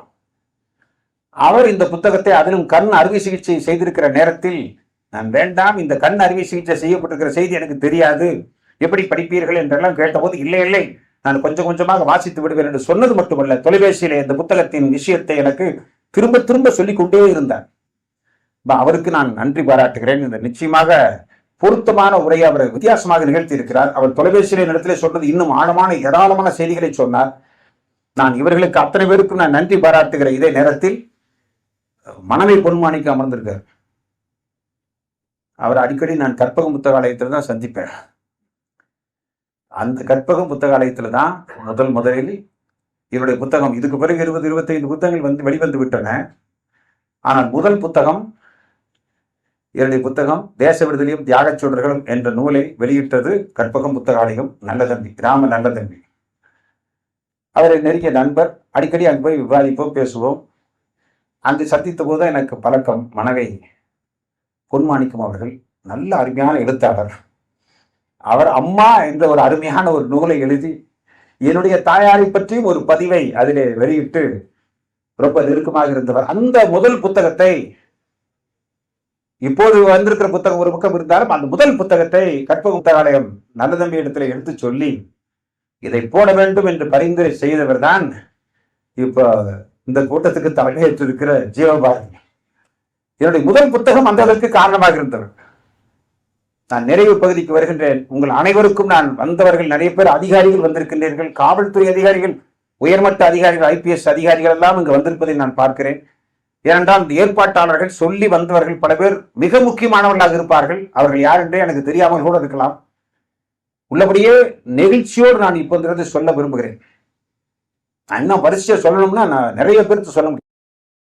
பாஸ்கரதாசுக்கு வந்திருக்காரு, எழுத்தாளர் பாஸ்கரதாசுக்கு வந்திருக்காரு. இப்படி எழுத்தாளர்களாக வந்தவர்கள், கவிஞர்களாக வந்தவர்கள், வழக்கறிஞராக வந்தவர்கள், இன்னும் பல்வேறு பதிப்பாளர்களாக வந்தவர்கள், பதிப்பாளர்கள் நிறைய பேர். பதிப்புலகம் பற்றியான விஷயங்கள் இது நிறைய பேசியிருக்கோம். பதிப்பு பற்றியான விஷயங்களே இது நிறைய விஷயம் வந்திருக்கு. நான் உள்ளபடியே ஏற்புரை என்ற முறையிலே சொல்ல வேண்டும் என்றால், ஒரு இடத்துல போய் பேசுகிறோம் என்றால் ஒரு 500 பேரோ 1000 பேரோ 200 பேரோ 100 பேரோ அந்த உரை கேட்கிறார்கள் என்றால் அந்த உரை இந்த சமூகத்திற்கு ஏதாவது ஒரு விஷயத்தை செய்யவர். அடிநாதமாக இருப்பது ஜீவா, உள்ளத்தின் அடியாளத்தில் இருப்பது ஜீவா. ரத்த நாளங்களிலே இப்போதும் இயங்கிக் கொண்டே இருப்பவர், என்னை இயக்கிக் கொண்டே இருப்பவர் என்றால் ஜீவா. ஆனால் ஜீவா இறந்தபோது எனக்கு வயது 4 தான். நான் அவரை பார்த்ததில்லை. அவரை பார்க்கின்ற பாக்கியம் எங்களுக்கெல்லாம் கிடைத்ததில்லை. இங்க பார்த்தவர்கள் சில பேர் இருப்பீர்கள், ஆனால் நான் பார்த்ததில்லை. ஆனால் ஜீவாவை அறிந்தவர்கள், புரிந்தவர்கள், தெரிந்தவர்கள், உணர்ந்தவர்கள். பேச்சு என்பது ஒரு பேராயுதம். அதனுடைய சாகித்யத்தை வெளிப்படுத்துகிற விஷயம் அல்ல, ஒரு சாதனையாளர் விஷயம் அல்ல. அது சொற்பொழிவு ஒரு சமுதாயத்திற்கான ஒரு நெம்பகோலாக இருக்க வேண்டும் என்ற நம்பிக்கை உள்ளவன் நான். அந்த அடிப்படையில பொது உடைமை கருத்துக்கள், பொது உடைமை சிந்தனைகள் இதெல்லாம் ஒரு பக்கம் இருந்தாலும் இதெல்லாம் தாண்டி பொது கருத்துக்கள் என்று ஒன்று இருக்க வேண்டும் அல்லவா? முதலில் பொது உடைமை ஆக்கப்பட வேண்டியது எது? என்னை பொறுத்தளவில் நான் இந்த இதிலையும் சொல்லி இருக்கிறேன், முதலில் பொது உடைமை ஆக்கப்பட வேண்டியது அறிவு, சொத்தல்ல. அறிவுதான் உலகத்திற்கு பொது உடைமையாக்கப்பட வேண்டும். அறிவு பொது உடைமையாக்கப்பட்டால் அனைத்தும் பொது உடைமை தானாக வரும். எல்லா மக்களும் சிந்திப்பவர்களாக வந்துவிட்டால், புத்தகங்கள் வாசித்தால் ஜனநாயகம் செழிக்கும். புத்தகங்கள் வாசித்தால் அறிவு பெருகும், ஆற்றல் பெருகும், ஆளுமை பெருகும், திறமை பெருகும். உண்மைதான். எல்லாவற்றையும் விட ஜனநாயகம் செழிக்கும். அது எப்படி புத்தக வாசிப்புக்கும் ஜனநாயகத்துக்கும் என்ன சம்பந்தம் என்றால், உலகம் பூராவிலும் இருக்கிற நாடுகளில் என்னென்னவெல்லாம், என்னென்ன மாற்றங்கள் எந்தெந்த காலகட்டங்களில் எப்படியெல்லாம் நடந்திருக்கிறது என்பதை நாம் புரிந்து கொள்வதற்கு துணையாக இருப்பது எது? சிங்கப்பூர் இன்று சிலிர்த்து நிற்கிறது உலகத்தில் என்றால் அதற்கு என்ன காரணம் என்று தெரிந்து கொள்ள வேண்டும் என்றால், ஆழமான ஆய்வு தெரிந்து கொள்ள வேண்டும் என்றால் புத்தகங்கள் தானே. சோவியத் நாட்டில் ஏற்பட்ட மாற்றங்களுக்கு என்ன காரணம்? அமெரிக்காவில் இருக்கிற மக்கள் இப்போ என்ன செய்து கொண்டிருக்கின்றார்கள்? உலகம் பூராவில் இருக்கிற நாடுகளில் இருக்கிற அரசியலை, பொருளாதாரத்தை, தத்துவத்தை, சிந்தனையை, எல்லா விஷயங்களும் எல்லோருக்கும் தெரியும் என்றால், இங்கு நடக்கக்கூடிய ஜனநாயக பூர்வமாக நடக்கக்கூடிய தேர்தல்களில் கூட சிந்தனை தானே தேவைப்படுகிறது. ஆகவே உலகத்தில் ஒரு ஜனநாயக மாற்றம் ஏற்பட வேண்டும் என்றால், ஜனநாயக முன்னேற்றம் ஏற்பட வேண்டும் என்றால், அறிவு அனைவருக்கும் பொது உடைமையாக்கப்பட வேண்டும்.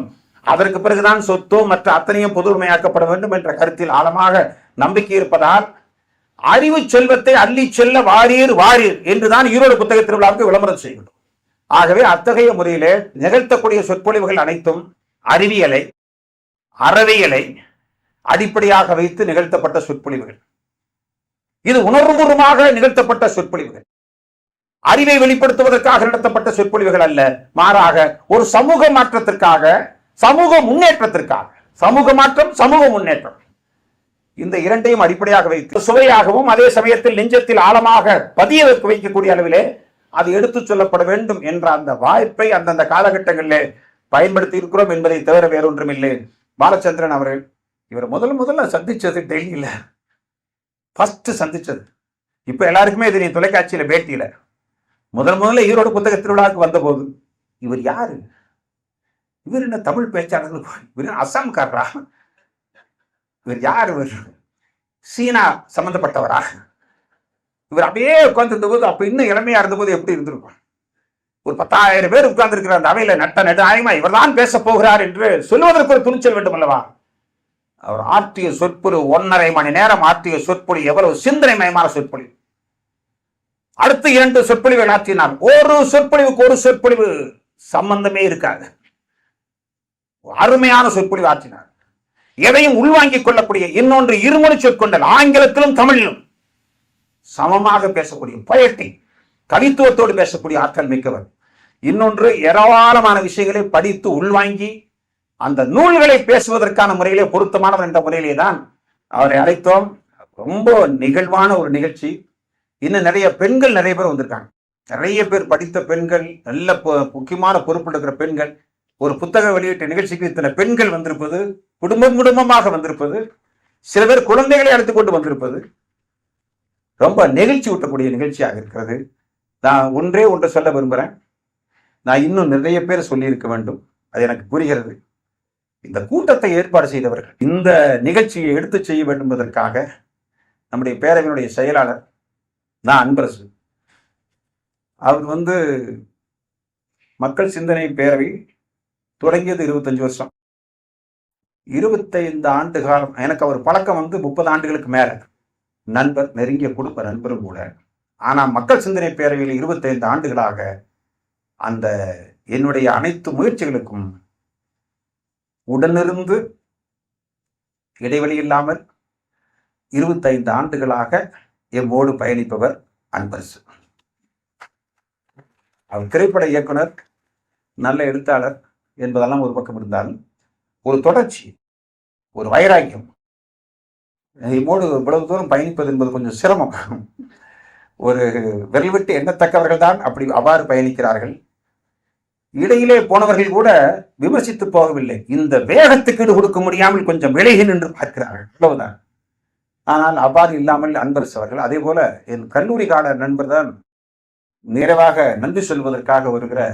எனக்கு அடுத்தது நான் பிஎஸ்சி மேக்ஸ் படிக்கிறேன், பிக செல்வகுமார் செகண்ட் இயர் படிக்கிறேன். தேர்ட் இயர் படிக்கிறப்போ அது செகண்ட் இயர். நான் கல்லூரி மாணவர் பேரவை தலைவராக அந்த கல்லூரியிலே நான் இருந்தபோது எனக்காக பணியாற்றவர். இப்போ பாருங்க, நன்றி உரை சொல்வதற்காக இங்கு வரக்கூடிய அளவிலே நீண்ட நட்பு பாரம் பண்ணியவர். அதே போல நம்முடைய அரவிந்த் KLabs அரவிந்த் அவர்கள் காவல்துறை கண்காணிப்பாளராக, துணை கண்காணிப்பாளராக இருந்த என் முருகேசன் அவர்கள், இப்படி ஒரு 6-7 பேர் முன்னின்று இந்த நிகழ்ச்சியை நடத்தியிருக்கிறார்கள்.